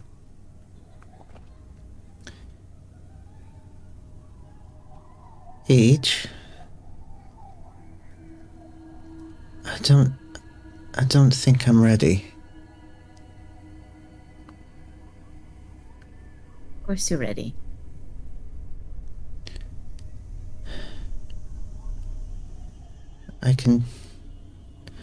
I'll do my best.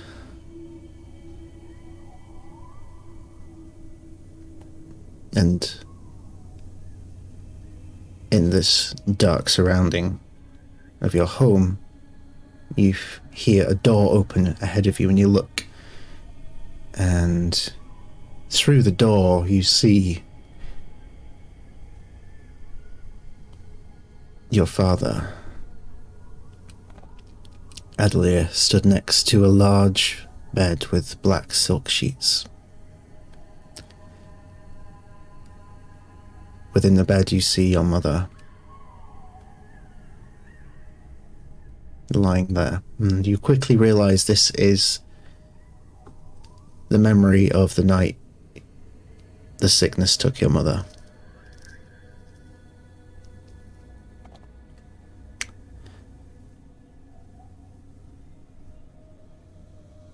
You begin to walk in with your sister, and you've played through this memory many times in your head. You know how this goes. You see your father holding her hand tightly, softly stroking the hair out of her face. And she looks up at him and she says, "Addie, my love, do not grieve. This is what we have lived for. This is my time, and it's now your responsibility to lead the children by example." And Addie pauses for a moment. And he says, I will not let you down, but do not ask me to mourn, to not mourn for you. That is simply impossible. And he looks over towards you and your sister. Children, it's time. And extends a hand towards you.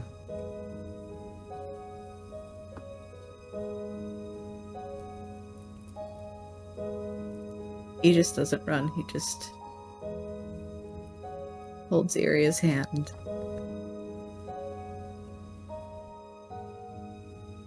And walks in. Okay. Following the memory, each and every step. You feel your sister's hand squeeze a little tighter, and she looks to you for comfort and reassurance. As you both approach the bed, your mother smiles at you both. Do not worry, children. This is but the next chapter of my story. The one I have worked for all my life.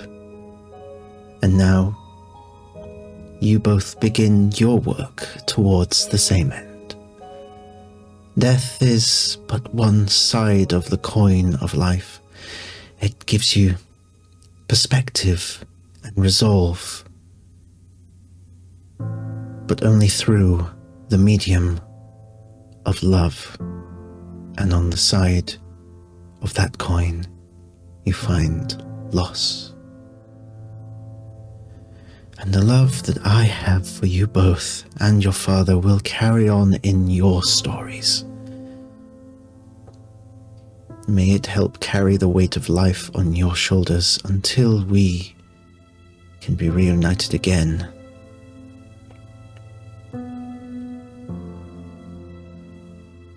After a few moments, her breathing slows.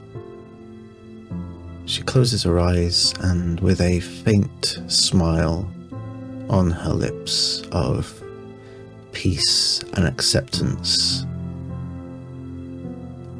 she passes from this world, exactly as how you remember.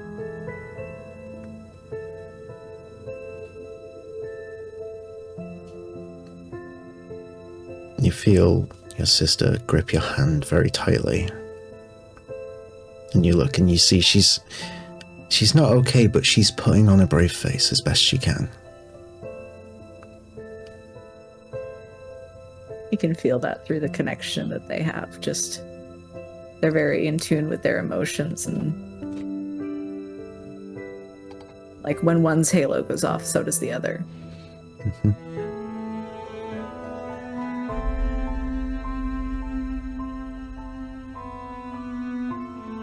It's time for you to do your duty.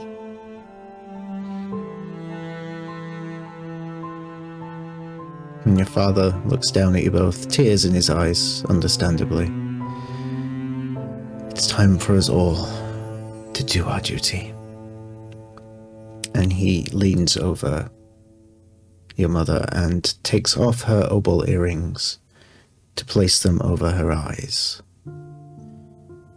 And he begins casting a spell. Now, in your youth, this was something you didn't quite fully understand, but as you are looking back through this memory, you do understand this as gentle repose. And you follow the movements of his hands tracing in the air in a very beautiful way, almost like a conductor would in front of an orchestra. And he closes his eyes as he concentrates. And as he opens his eyes, his face immediately shifts to a look of concern. This is not how you remember this going. It didn't work. Why? He looks at his hands. Why didn't it work? Looks to you with fear in his eyes. I don't understand. What? Wait.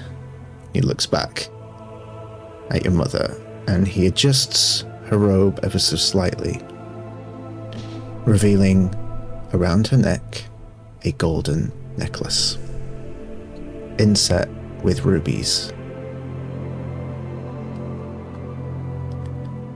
You start to feel a rumble in the ground,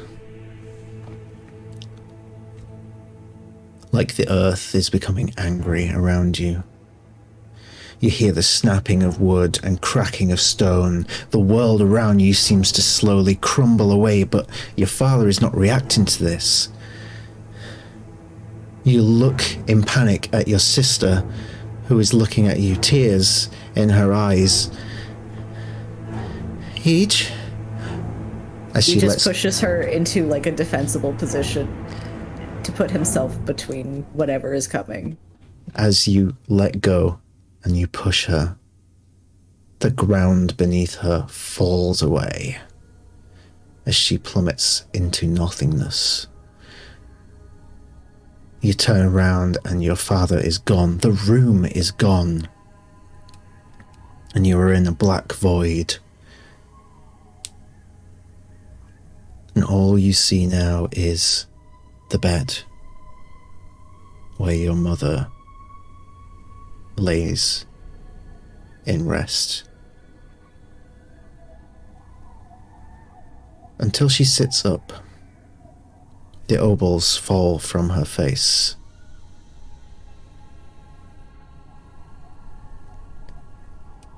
She opens her eyes and they are black voids, and she lifts a hand towards you and speaks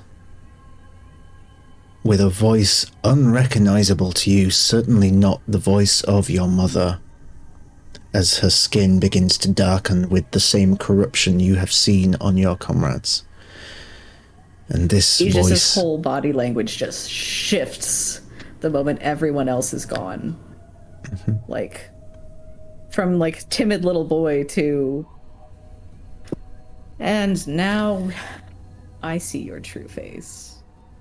And at this time, you now realize yourself that you're no longer a child. You are yourself as you are. And yet your mother is before you, sat up in her deathbed. And the voice speaks, again, unrecognizable to you. But coming from your mother, saying, "Death cannot bind us here. It is but a fool's errand." Death is already coming for you. How quaint that you wish to try, but we will reascend from the depths of despair. Who is we? What is your true face? Oh, you will see very soon. You are close. Closer than you think. Your inevitable end is at hand. You and the rest of your mortals.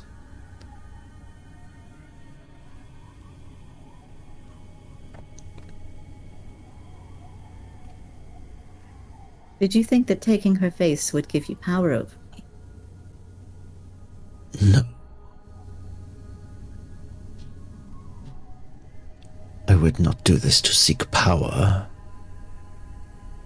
Merely for amusement.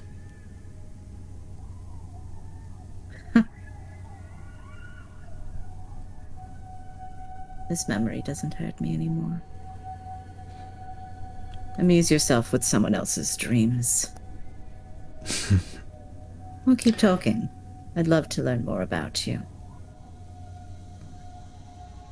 I am impressed. It will be a shame to watch you fade away from existence. But we all fade away from existence one time or another. I look forward to doing your funeral rites.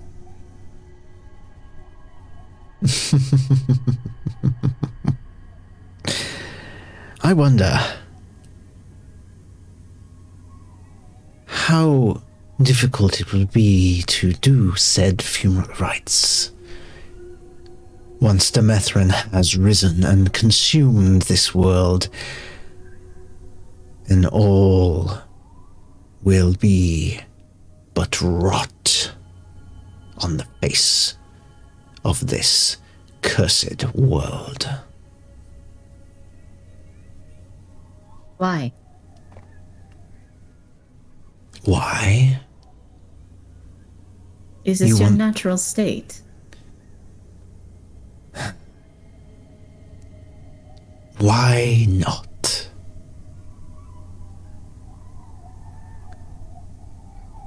Seems a rather boring reason to do anything.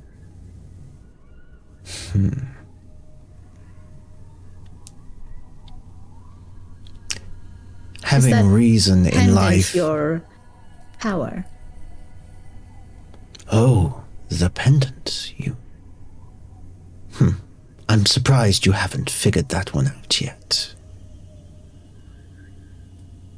But I do look forward to seeing just how you figure it out. And your reaction when you realize the gravity of the situation.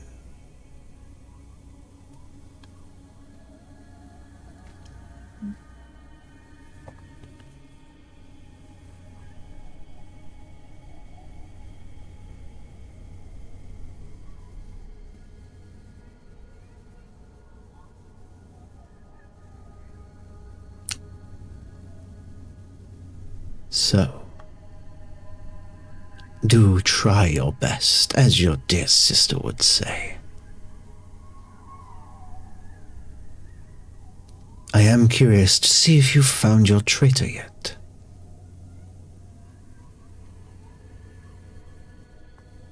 Is it a traitor of intent or accident? Would that matter? A traitor is still a traitor.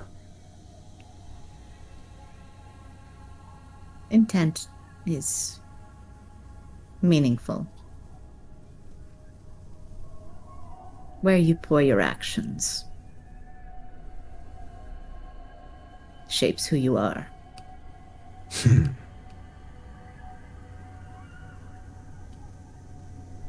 I commend you on your wisdom, but it will not save you. What will?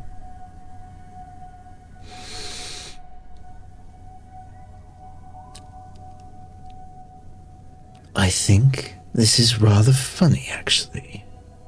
For the very first time in my long existence, I don't know. I don't know if anything can save you. That is rather wonderful. What an experience. So what you've just told me is we have nothing to lose. If you wish to see it that way. Though, I don't know if the rest of your comrades will agree with you on that assessment.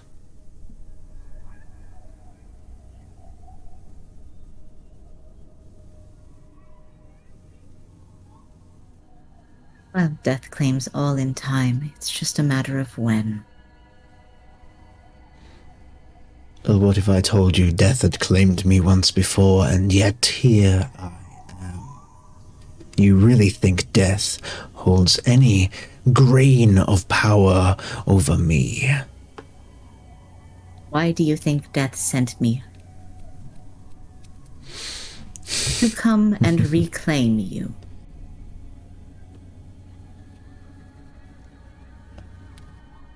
You will certainly be the best challenge I have had yet. I commend you. In fact, I'm feeling generous for your...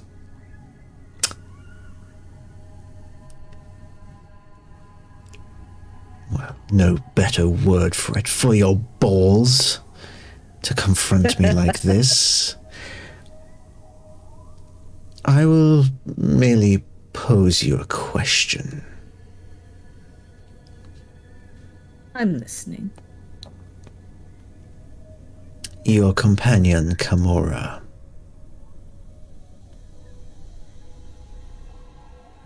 In particular, that necklace that belonged to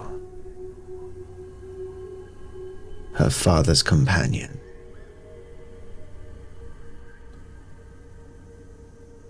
He said something about that in his letter, didn't he? I wonder if it's the same one that Kamora wears now. Because it would be dreadful if the one thing connecting all of this, all of your nightmares, just happened to have been brought back to the place it was taken from.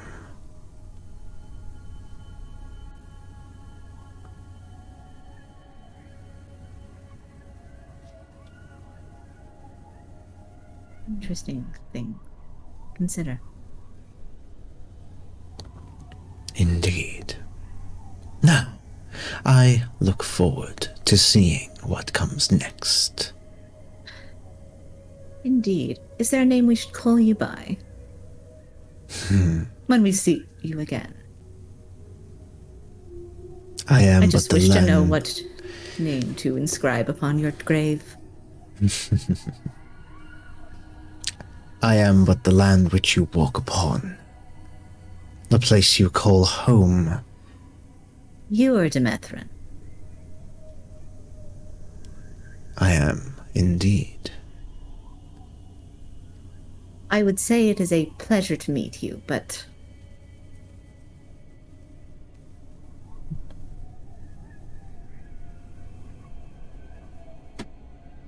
Very well. So, best of luck to you. You will need it. And do try your best, because, as you remarked before, I don't want this to be boring.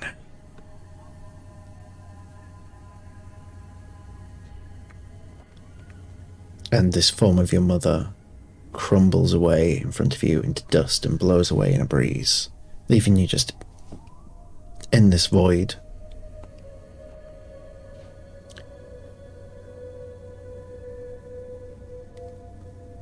He just finds peace in the void. It's only someone of your background would find this comforting. But you do, and after a few moments you close your eyes, and as you open them, you reawaken.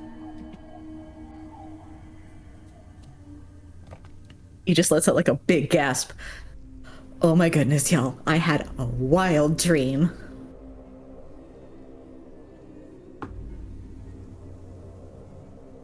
Oh, I met Demethrin. That's the one who's been, like, haunting our dreams.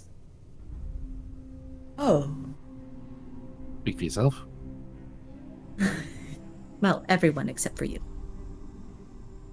Also, Mike, very, very close. Congratulations. You put Aegis law drop, let's go. You're just one word off. Mike drop, go.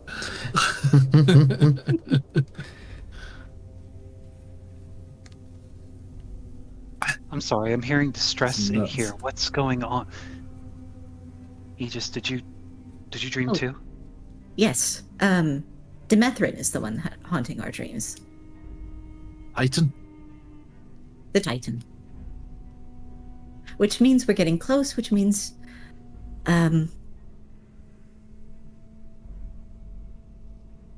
Means... so many things. And he just gives you like a word for word like breakdown. Very strangely excited. And also, I don't know, maybe we put the amulet back.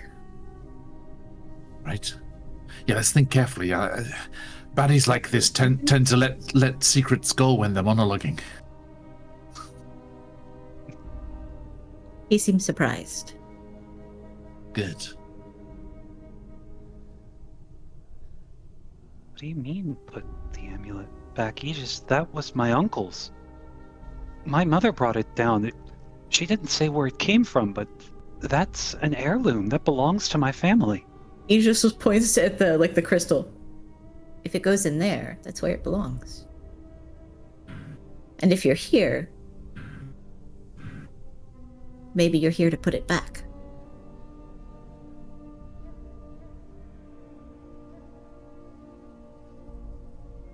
I've held that amulet since I was a child. There's no way that could be connected to this. He's had that for much longer. Right? Now, come on, Kamara. You sound like those old fuddy-duddies in the Cathramand National Museum. It doesn't matter how long ago they took possession of the items, they really should give them back.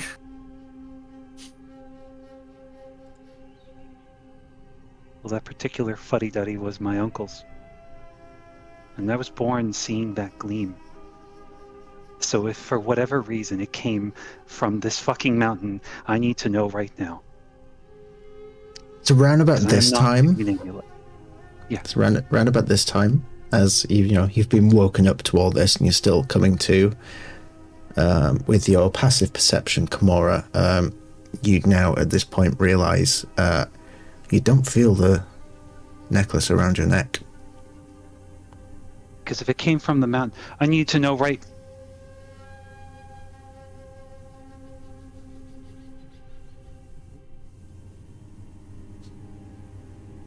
Aegis.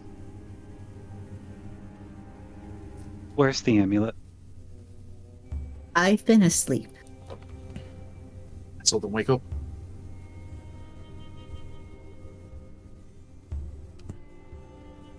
She's going back out to where she was initially keeping watch and just scouring the floor looking for it. Could she have dropped it somewhere? She's looking everywhere that she can, retracing her steps. Okay, go ahead and make an investigation check. Can Aegis assist? Sure. Assisting helps. Ginkgo also assist. Here, can I get double advantage? If only. No, just like also looking, not like help with a dice roll, just help like just searching with my own roll. Yeah, Yeah, sure. we'll all fan out and look around. All right. Okay, so that was a 15. 15, okay. 21 for Gagato.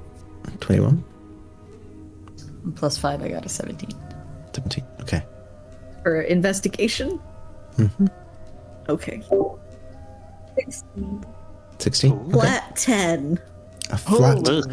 Is that the lowest you've ever rolled in my presence? I think it may be. This is a record. This is history being made. I have a negative int score, so investigation is not my. Confirmed. Alien's dice do have all the numbers. Absolutely. There was a doubt. At least Despite 10. evidence. They have 10 or higher. I was rolling 9s yesterday. I just have a bonkers Yes. other score. So, the 5 of you fan out and spend time looking for this necklace, looking for any sign of it. Nothing.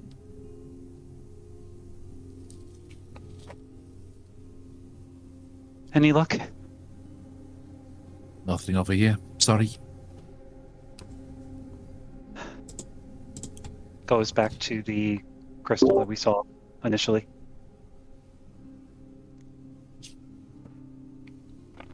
Is it in the crystal? Around the crystal? Not that you can see. Should we start searching bags? Aegis, in your dream, was there anything specific about the crystal? No, just that we were getting close. Sorry, about the amulet. Oh, the amulet. That it was the one that Kumara wears.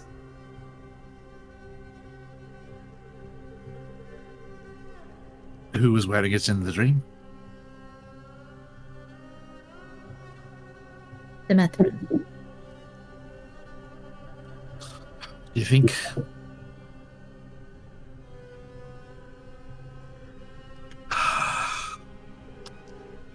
Nevin, come on.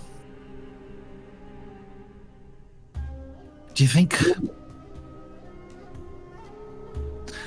perhaps it's not just a dream?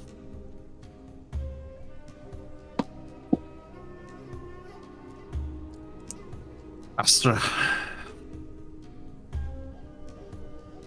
much as I hesitate to ask this,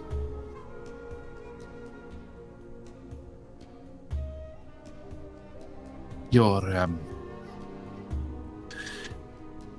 grandmother, shall we say, was once to manifest and cause mischief through other people's dreams.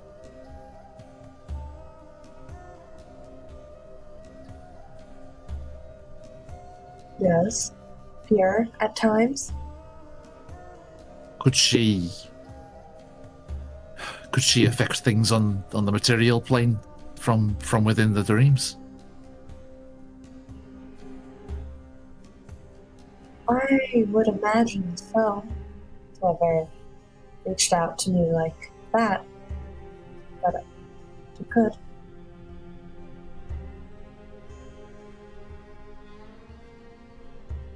Yeah, okay. Night hags. Night hags are a type of creature. They can affect your dreams, cause you to have nightmares, visions, paranoia. But they can't affect anything physical in the real world. Via your dreams.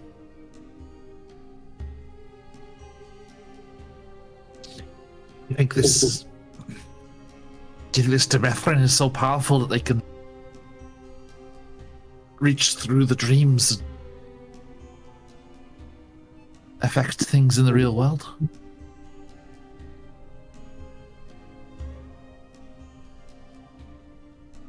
If it claims to be the land. Kakato, would you have shared that you to the ethereal plane with the party before? Would you have shared that you went to the ethereal plane with the party? I didn't go. I just looked into it. Yeah, I didn't cross over. But I shared that, and I shared that the crystal doesn't manifest there. Did Kimura's pendant show up? Do you remember? Much? I think, unless you were looking for it specifically, you wouldn't have noticed. Right. Kimura. So you're saying this came from your mother? no, it was my uncle's. When my mother came back up here, she found this and Oathkeeper. But she never told me where. So your mother came before you? Yes. Hang on, Oathkeeper. Your blade. Yes, it's still here. What did your father write about Oathkeeper in those notes? It said something ominous about that, didn't it? Yeah, that's what I was trying to use the crystal for. That it could potentially have been there. That it has spent a decade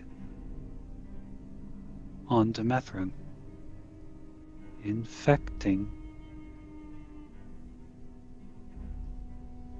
What did he write? Shit. Did you keep them? Shit. What did he write about the sword? The glaive. No, Oathkeeper, there's something to it. There was something to the amulet, there was something to Oathkeeper that it could potentially have been seeped into power. But the crystal didn't work on it. That's why I was trying to test it. I didn't think... I don't know if Oathkeeper has any contact with this Demethrin, this being that infects our dreams, but I'm gonna pull Oathkeeper out and just inspect Oathkeeper. Hey, see if there's anything unusual. Keep that thing away from the rest of us. I don't trust it.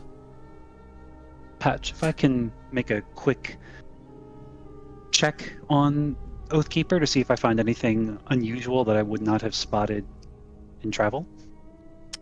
How much did he just tell us about the dream? We're like the entire thing except... Well, yeah, the entire thing, including that, like, this was, like, Demethrin speaking through his dead mother. Yeah. I think whilst Kimura's doing this, like, Gakato will look across at Aegis and be like he said, unwitting traitor? It is your actions that determine who you are. Yeah, but her father was worried about that blade. Kimura, this whole time. Make a quick perception check, Kimura. Natural 20. Natural 20. You know that blade like the back of your hand. You have obsessed over it over the years, and when it finally came into your possession, not a day has gone by when you have not inspected that blade to make sure it is perfect in every conceivable way. It appears as it always has done.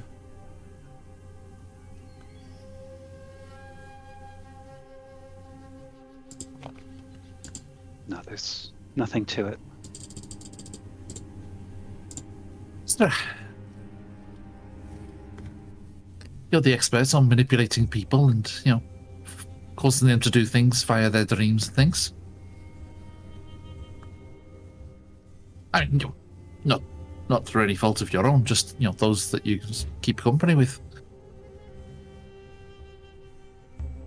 Any insights?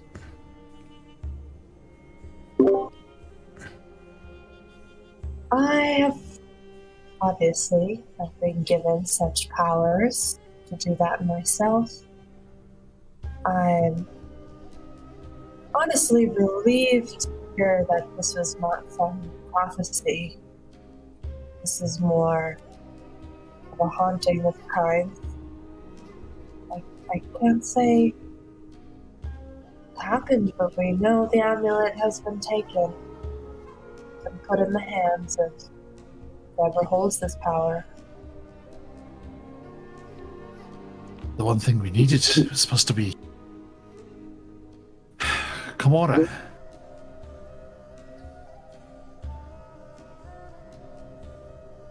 Are there any gaps in your memory? Any bits missing from when you were on watch?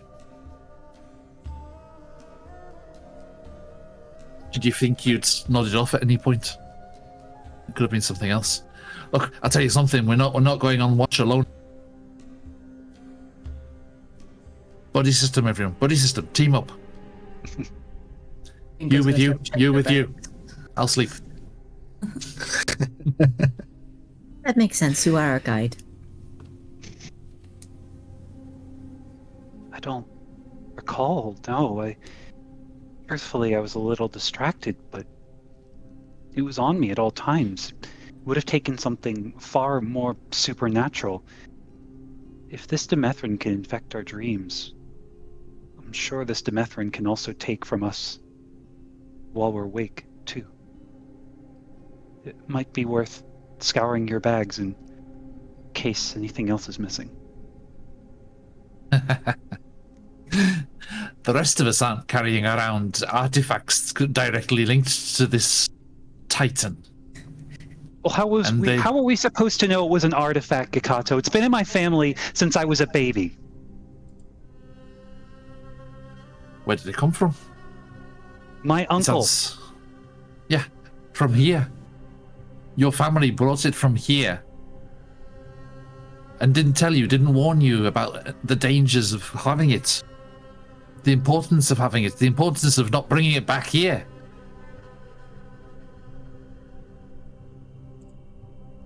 My uncle was many things, but... Should have left it with those museum people. Safely locked away. It was never in a museum. Should have been. I would watch that tone, Gikato. These are heirlooms to my family, not some artifacts to be looked at by a king who would doom his people and seemingly doomed us.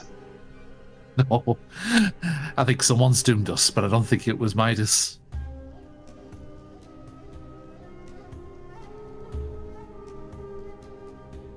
Your family, You're treating Kimura. it like we are all doomed already. Oh, no. Never say never. But,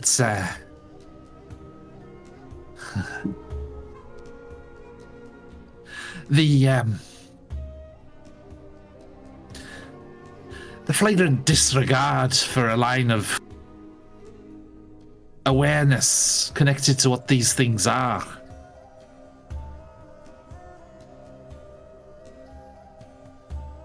Might stake it this blessed uncle of yours, Shalasta. It was. Should I wake him from his eternal slumber and ask him what the fuck he was thinking, bringing some artifact that he wasn't completely aware of? No need. Damage is already done, isn't it? And it seems they were rather aware of it, otherwise why was you... He knew the glaive is corrupted. But let's pass it on down to little Kimura and see if something happens. Watch it, Gikato. Why aren't you feeling the same way? Why aren't you angry about what they did? They knew it was corrupted. Your father wrote it there. We saw it in the notes yesterday. It wasn't corrupted when it was forged by his hands. It was corrupted here. Yeah. And then after that, he passed it to you through your uncle and your mother. My father died up here with this glaive, and my mother brought it back down. So the moment you think about accusing him of anything,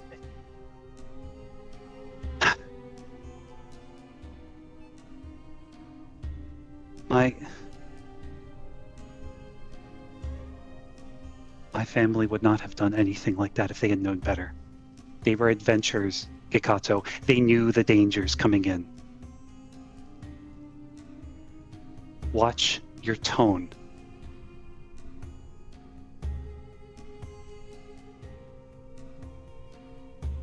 What?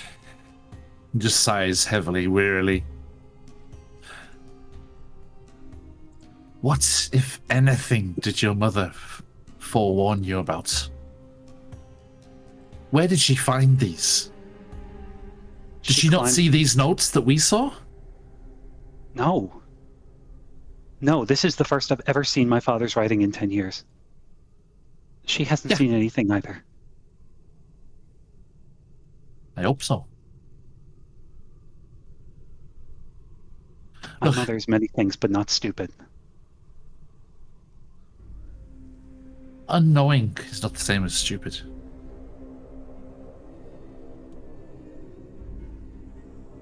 Mora. Please make me a wisdom saving throw. Oh no. Add any modifiers? What is your wisdom save modifier? +9. Okay. That is a 23 altogether. 23. Okay. Please continue as you were. I will send you a message. Oh no.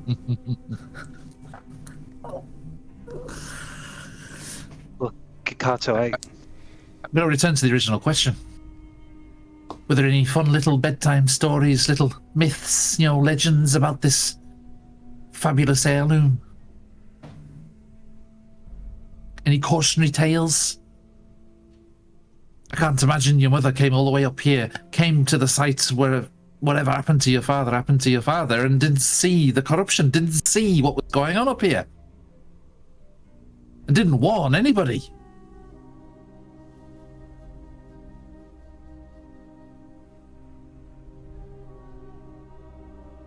Too obsessed with passing on the family glaive to the next generation.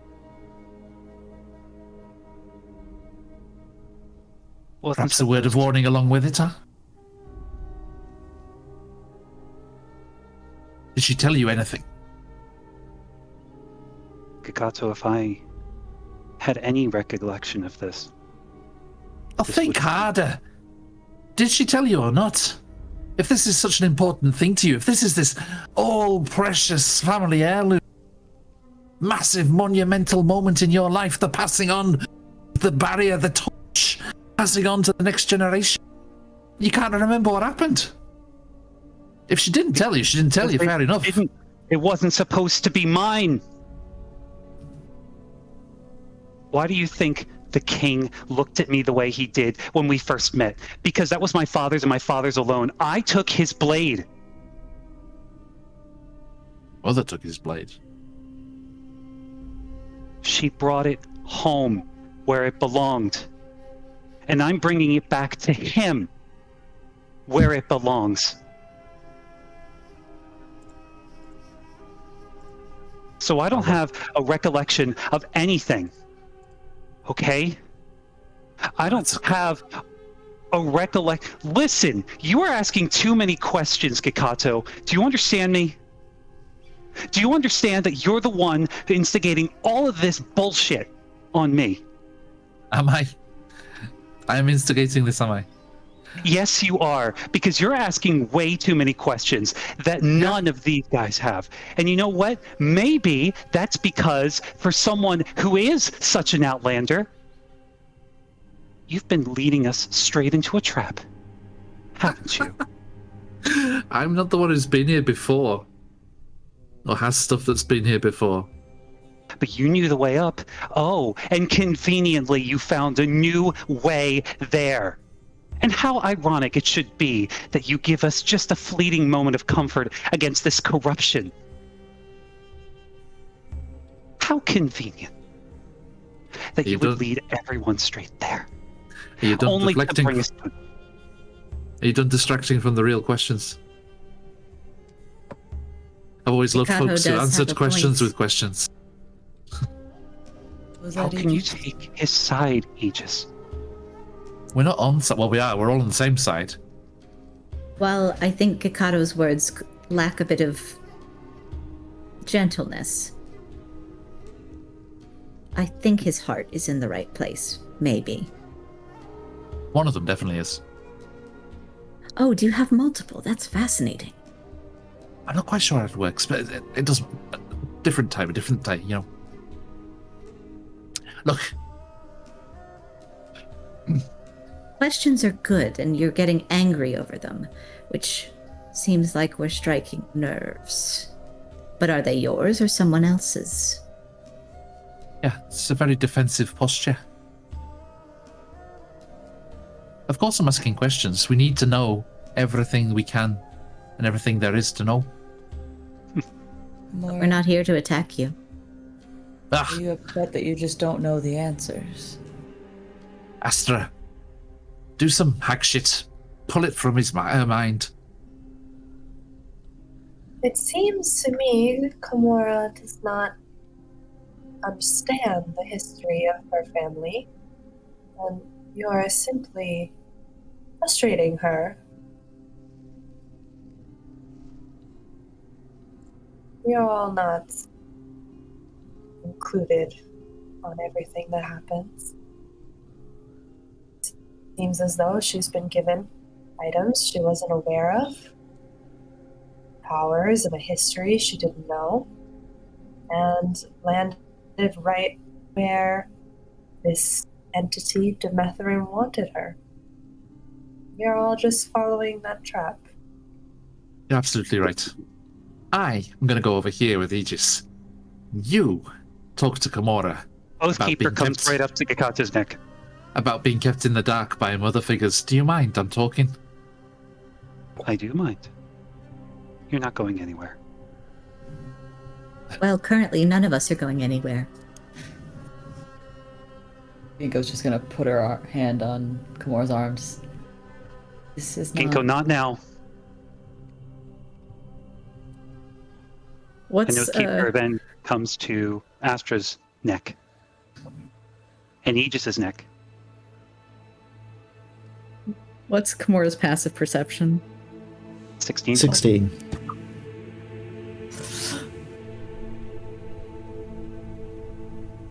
Come on, alien dice.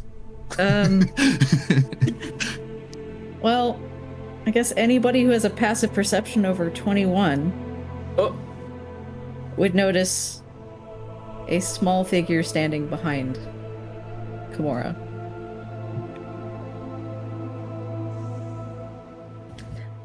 He just kind of just holds up his hands. I'm not going to hurt you. Unless you demand it. Please don't.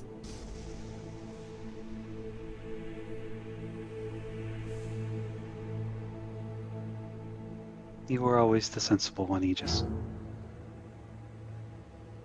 I'm sorry. I'm gonna make 3 attacks on Gakato. Okay. Yeah. Go ahead. Initiative, bitch. Yeah, we're rolling initiative because Aegis is also going to take action. Can I grapple? Am I close enough? Okay, so these are Gakato. Those are going to be 3 attacks on you. 2 are going to be normal attacks. Initiative first. Is it initiative first? Yeah, you've instigated the combat. Initiative is rolled to use faster. I have. Is that okay with you, Patch? I will say that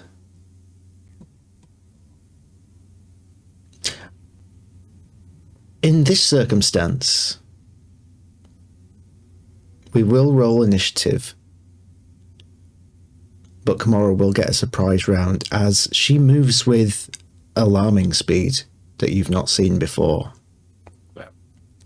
Oh no. So,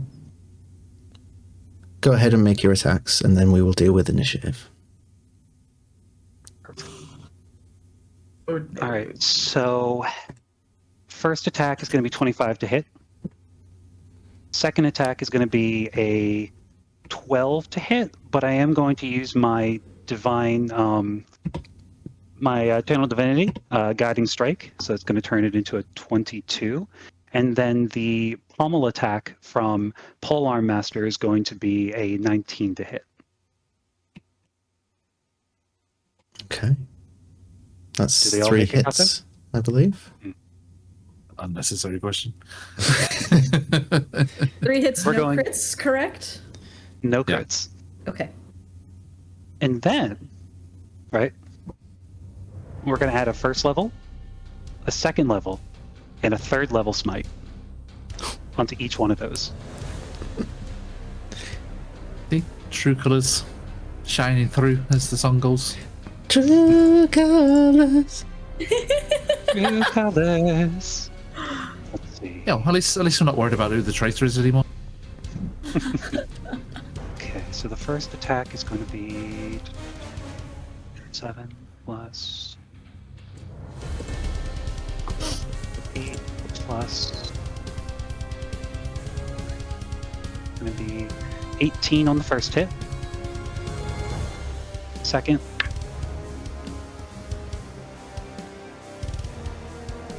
Jesus Christ. Second is going to be 25 damage. Third one is going to be... Oh, yes.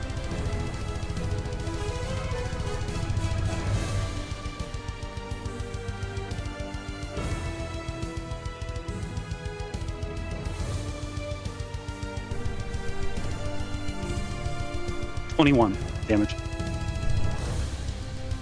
Are you looking, Ikato? My legs. Okay. So let's go ahead and roll initiative.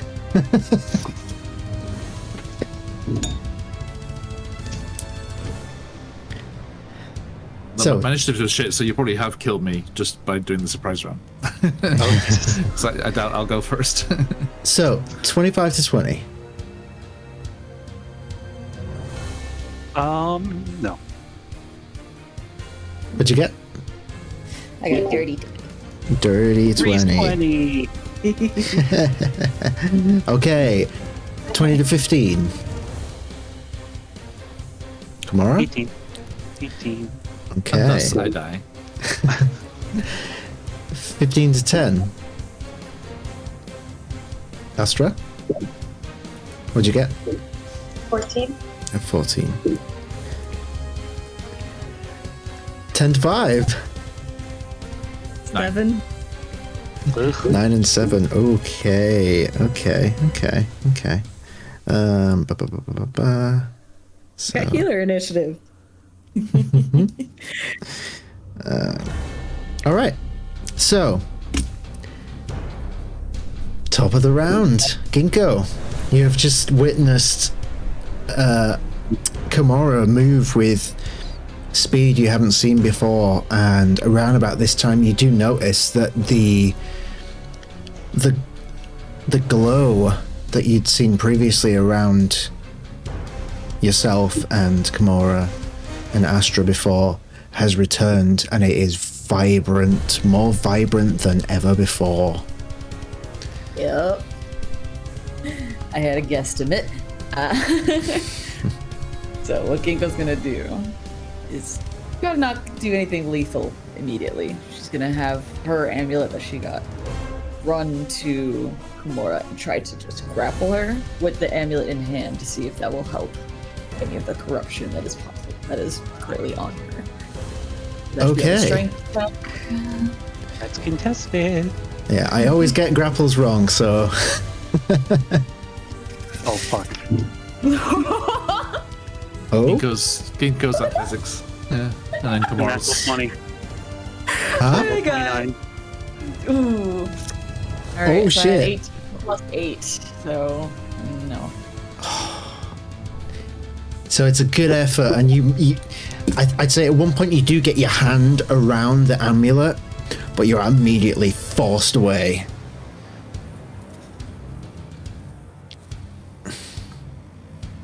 Kimura, go near the crystal. You're being excessive. Calm down.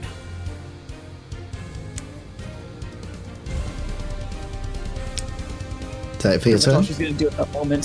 She's not gonna try and like be lethal yet. Okay. Kimura. She just grabbed your amulet. Daughter of Demethrin, what have She doesn't have the amulet, right?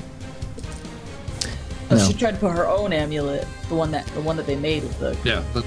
crystal, on there. But as far as Kimura is aware, that was her amulet and you took it. Daughter of Demethrin, what have you done? We are going to cast Fear. If you could make a Wisdom 16 roll for me, that would be lovely. Ginkgo. Aren't I immune to those? You might be. Are you an elf? I'm an Eladrin. It says there. This is illusion. It's not technically enchantment. Let's see what Pouch has to say. Let me take a look. Boop-a-doop-boop-boop-a-doop. So is it the fear effect? Frightened. Yeah. So, immune to fear? Gotcha. No, that's I'm asking. Is that what the Yeah. the specific thing is? Okay. Yeah. So, So your character sheet does not specifically state that you are immune to being frightened. You're immune to magical sleep. Maybe that was it. So the spell. You said you make 16. Wisdom 16. And my wisdom is plus 1. Alright, well, I did get a 16. But beat it, or is it I have to get That more is than a 16? Meets it, beats total it. of 16? Meets it, beats Yeah, it. total 16. Like I rolled a 15 and plus 1, 16.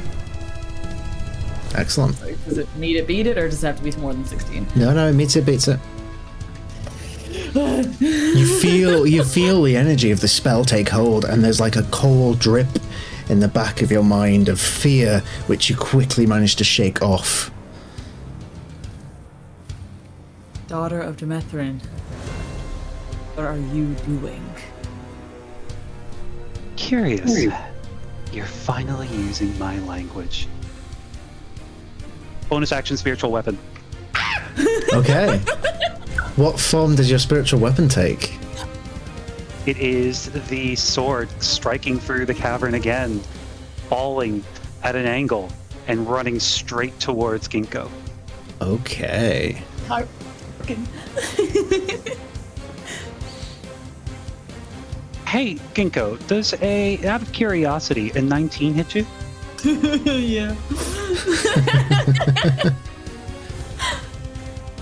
That's pretty good. That's pretty good. That's 9 damage on you.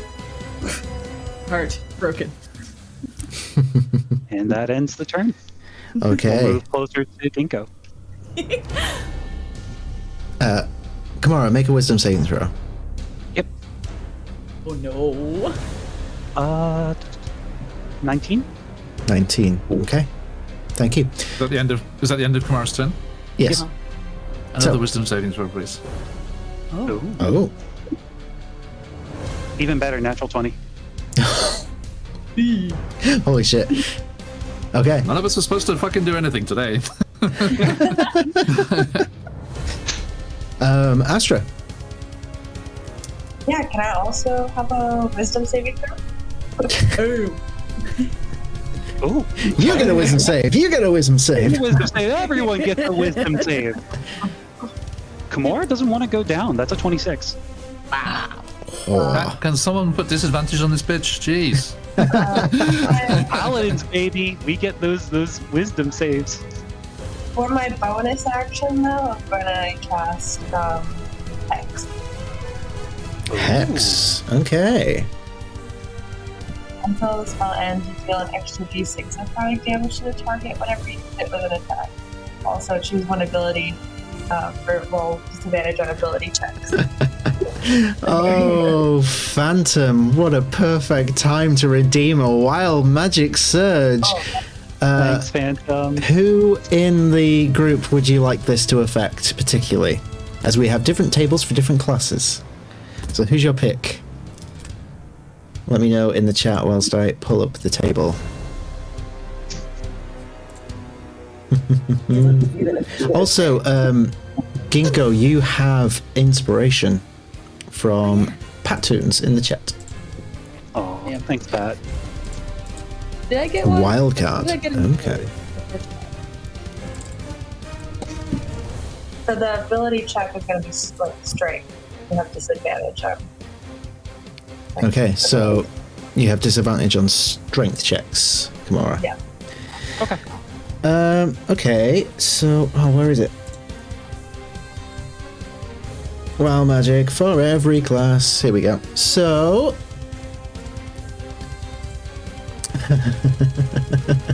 wildcard roll. So I will roll to see who this affects.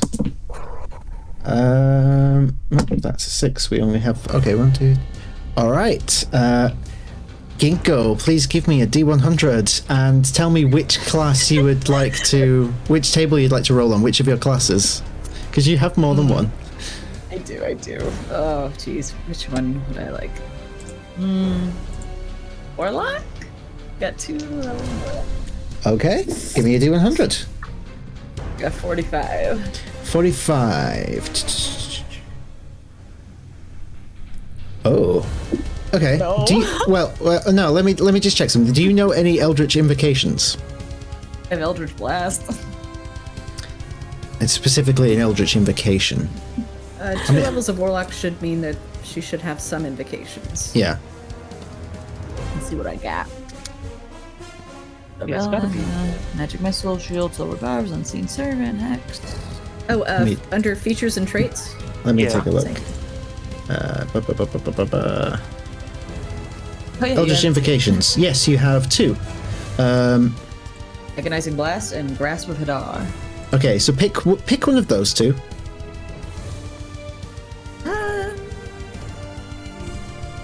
Agonizing Blast. Okay, now choose a creature that you can see. This is either it's gonna act on them or they're gonna get it. This is so awful. Oh my god. I'm rolling to see who. Okay, Kimura. Kimura.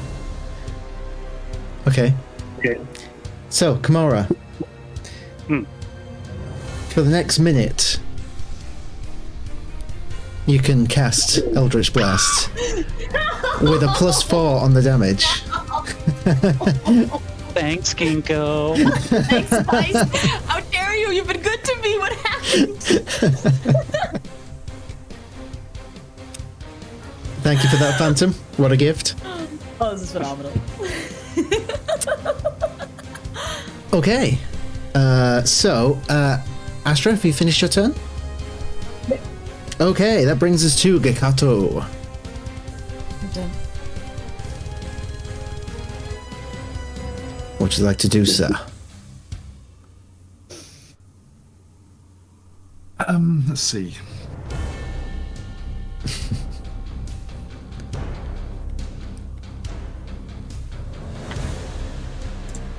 As Kimura turns on... No, you don't. Let's stop you first, and then we... Getting where that is. You're cutting And... out. Yeah, you're cutting out a little bit. Yay, Discord.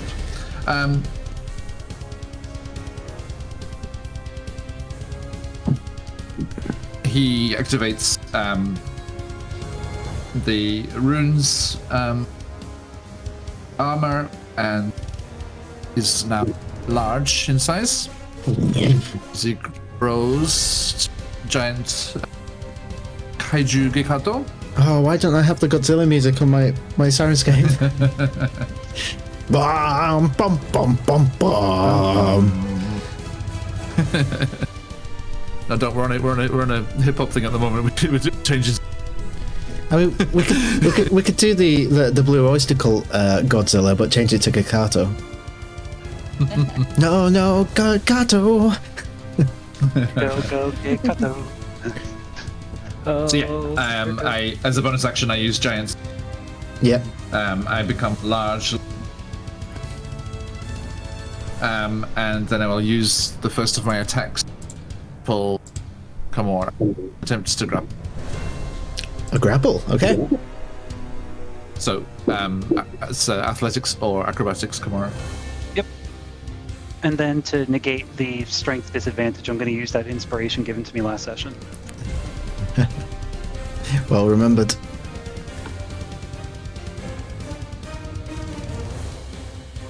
So what do you got, Kikato? 13. 13? See, it's funny. Even if I rolled a natural 1, I would still tie you. That is going to be a 31 on the save. Wow. Oh my god. This is why we do level 12. Okay. You managed to, like, despite the increased size of Kikato, this newfound strength, maybe you've finally unlocked the powers of Oathkeeper that have evaded you for all these years. You're not quite sure, but whatever is giving you the strength right now, it is allowing you to burst free from the grasp of Kikato.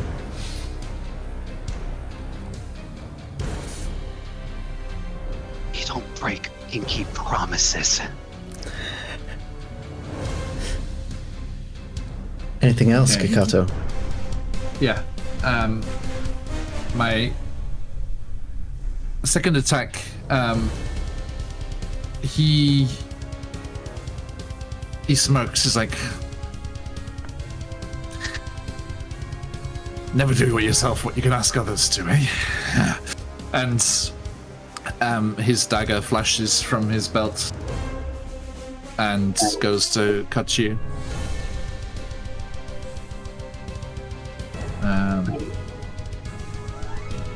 17? 17 does not. Okay. Action search. Hell yeah. Love fighting. It's all that On the repressed both the anger fighters from plan. 25. That There we will go. definitely do it. Okay. So you take 10 piercing damage. 10 piercing? Mhm. Yes, sir. And I will trigger my fire rune.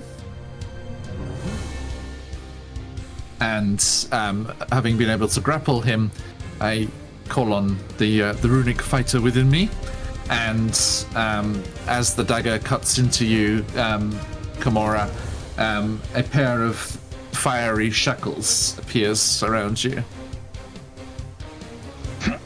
Do I need to make a strength save for that, or is that something I can do next turn? Well, first you take 2d6 extra damage. Okay. So that's three fire damage. 3 fire. Yep. And yes, a strength saving throw. That one is still disadvantaged, correct? Yes. Okay. 22. 22. Okay.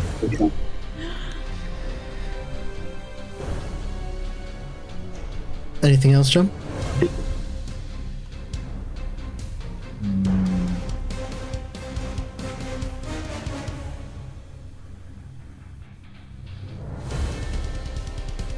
Yeah, another athletics or acrobatics, please. Mm-hmm.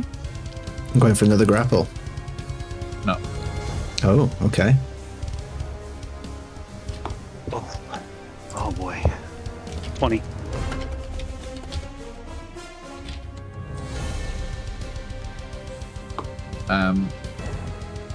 Okay. Yeah, 17 doesn't matter. Okay. Hold on. That brings us to Aegis. So sorry.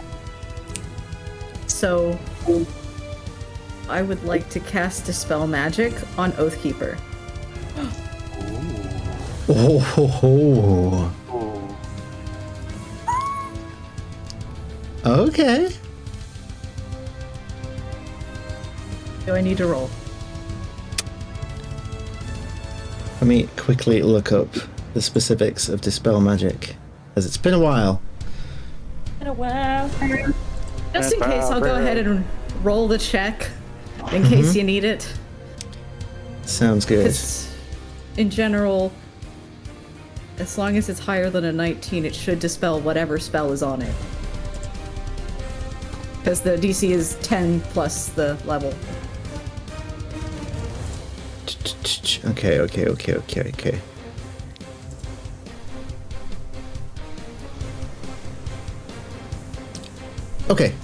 What'd you roll? 23. 23. Okay. It was an 18 on the die. Plus 4. So this burst of magic erupts from Aegis and wraps around Oathkeeper. Komora, you feel it in your hand. You feel the blade go cold. And you feel the pins and needles like feeling in your hand just instantly stop. And this wave of cold hits you as you come to your senses. Sorry. The pommel of Oathkeeper, you see the glaive fall first, kind of fall to the side.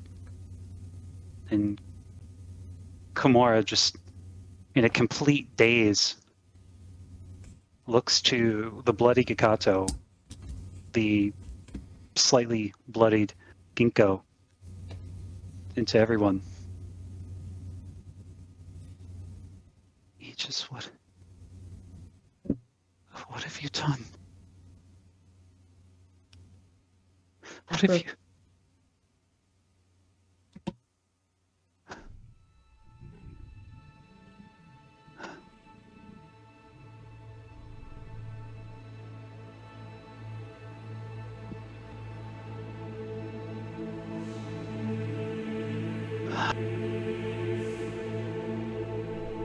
How do you feel?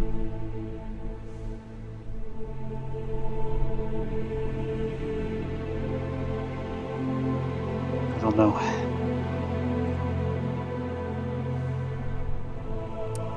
Let me tell you what you feel, Komora. As the first thing that you feel is what feels like breath on your ear. As you hear a voice in your mind that the rest of the group does not hear. Disappointing. And then you feel an immense pain in your chest. And as you look down, you all start to see crimson building upon Komora's chest as a blade apparates. Through And the the Echo figure- Knight behind him? Stood directly in front of the Echo Knight, now revealing themselves, is some sort of drow-like figure. Long purple, dark purple hair, with a ghostly form behind it, consisting of several arms floating behind.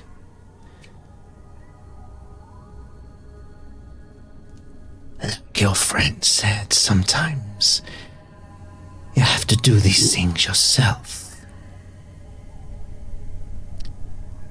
And that's where we're going to leave things for this session. Oh, that's new. Oh, shaking. So, before we wrap up, I'm just going to go ahead and roll that damage, because that's, you know... The music switch up. Ooh. Like, no! We have to drink more alcohol together. You can't die. You can just text it to me. You can just message me if you want, Patch. We don't have to tell anybody. You can go and worry about it. This one won't have a bunch of fucking spikes on. Well, I'm glad I didn't throw damage initially. Even worse. Actually, I just need to check something real quick. I will say, if it's a crit to hit, you just can negate the crit as a Grave Cleric. That's okay. I have adamantine armor, so he can't crit anyways. Hey, nice. The crit's not what I'm worried about anyway, but you're fine. But please go ahead and mark down 84 points of piercing damage. The reason I mentioned the ability is because it negates any extra effects from a crit. It's the special Grave Cleric ability, Sentinel at Death's Door. Yeah. No, this was just damage and sneak attack. Okay. So that's yeah. But we'll find out next time, which will unfortunately be next year when we return, as we are taking a bit of a break for the holidays following Monday's episode of the Redania Chronicles. Well, that was saying we get a long rest. We the players get a long rest. Oh, is that how it works? Okay. But we will be picking up directly where we left off in the new year. Guys, thank you for that. That was a wonderful session. And yeah, just keep on being amazing. I love it. And I am going to give Aelin inspiration for not just excellent roleplay in the dream sequence, but being fucking ballsy, and the dispel magic was clutch as fuck. Something I did not prep for. You outsmarted me, which is what I want my players to do, so thank you for that. Yeah, so that was awesome. So let's quickly go around and reintroduce ourselves, plug anything you've got to plug, and give us your favourite moment from the session. Going clockwise this time, Astra. I'm Sam again. Astra. You can find me on QuestJunkiesUK's channel, out of the Myth campaign. Yeah, I have to say the fight between, Kimura and Gakato just kind of escalating up and starting to realize, oh, that's where that wisdom save was going towards. So that was really fun watching that. Yeah, I did think for a smidge that Kimura was not that.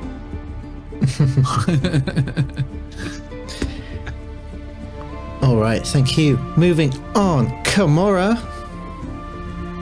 Hi, friends. I've been the traitor this entire time, but while I'm not the traitor, you can find me in chat here, QuestJunkiesUK for the Redania Chronicles, or playing in Out of the Abyss and Hunger of Demethrin on QuestJunkiesUK. Favorite moment? AKA when John gets his revenge. Oh, it's been coming. Yeah, I almost kill you. You're gonna kill me again. It's a nice little happy. It was a...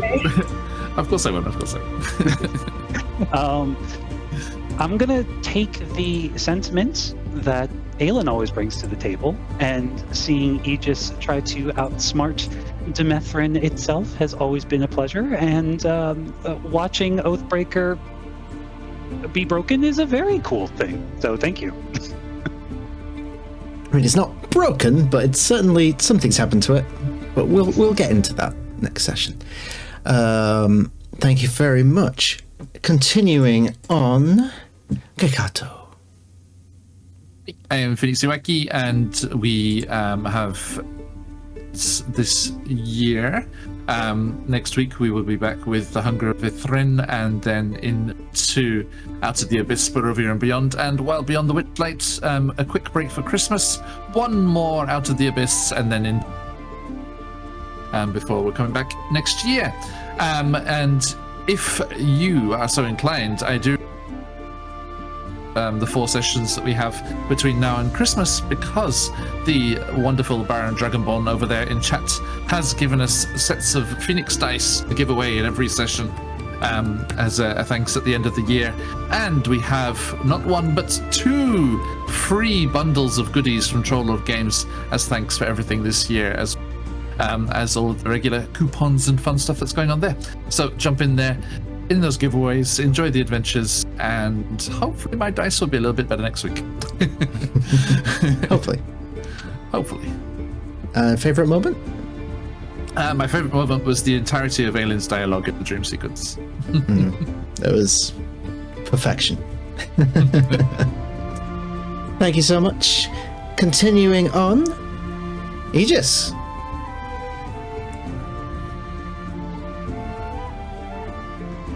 Sorry, Aylin, you can find me here on QuestJunkiesUK every other Friday for Chisenta's Tyranny. Favorite moment? I mean, I loved the nightmare sequence. Getting to just that switch of gears. But just, the dispel magic that it worked. I was panicking. And just like when you talked about the sword, I was just like, oh, I'm gonna destroy that in like 2 seconds. It was mega clutch. And again, I didn't prepare for it, so congratulations, you outsmarted me. Thank you. That is absolutely what I want.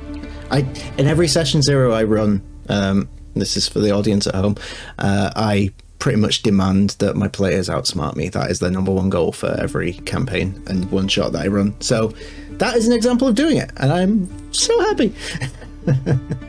Thank you. And last but never least, Ginkgo. Hello, I am Lexi. You can find me at Small Bird Lex, Small Bird Art. I will be here every other Saturday when we are all hanging out. You can check me at Sir Pepper's channel for Saturday nights after the holidays, where I play a level 20 barbarian fighter. If you guys want to go check that out. She's a beefy cow mom. She's great. She loves to fight. But yeah, that's pretty much all that I'm really doing lately. Just playing D&D with my friends and having a good time. And favorite moment, I think definitely had to be like the realization of Mora. I think that was definitely just like, oh my god! Like it just hit you in the face real hard, and just seeing like the escalation happen. It was just like it was real hard. Yeah, probably my favorite. The dream sequence, like right there. Like they're so tied neck and neck. It's like. Oh, it was a fun session. All right, and I have been Pat, your ever humble dungeon master. I play everybody else. I play people's nightmares and trauma and such. You can find me here all the time, as well as on QuestJunkiesUK. Again, like with Aylin, every other Friday in Chisenta's Tyranny, like yesterday, where I play the sassy yet classy Order of Scribes, Kalish Star Wizard Kaelin Sturgrove, who, oh boy, I have plans for, because the last session was a lot. And yes, we have lots of things coming up in the new year. We've got one last stream before we finish for 2022, which is going to be on Monday, the Redania Chronicles. I still haven't decided what we're doing for it yet. Like, are we going to do a normal session, or are we going to do a Christmas special? We'll find out on Monday, because I have not decided yet. But it will be. We might just, I don't know, we might just put on Christmas jumpers. I don't know. But with that being said, we are going to wrap up tonight, and we're going to go raid. I spy a good friend of the channel, Thamior, is currently streaming, so we can head over there and spread the Quest Junkies love. Hopefully not like the Demethrin parasite. That would not be a good way to, you know. I should probably shut up now. So yes, thank you for joining us for this wonderful session. Thank you to my players. You are all beautiful and wonderful, and I love you. And we'll see you in the new year for the next session of Demethrin 5. See you later.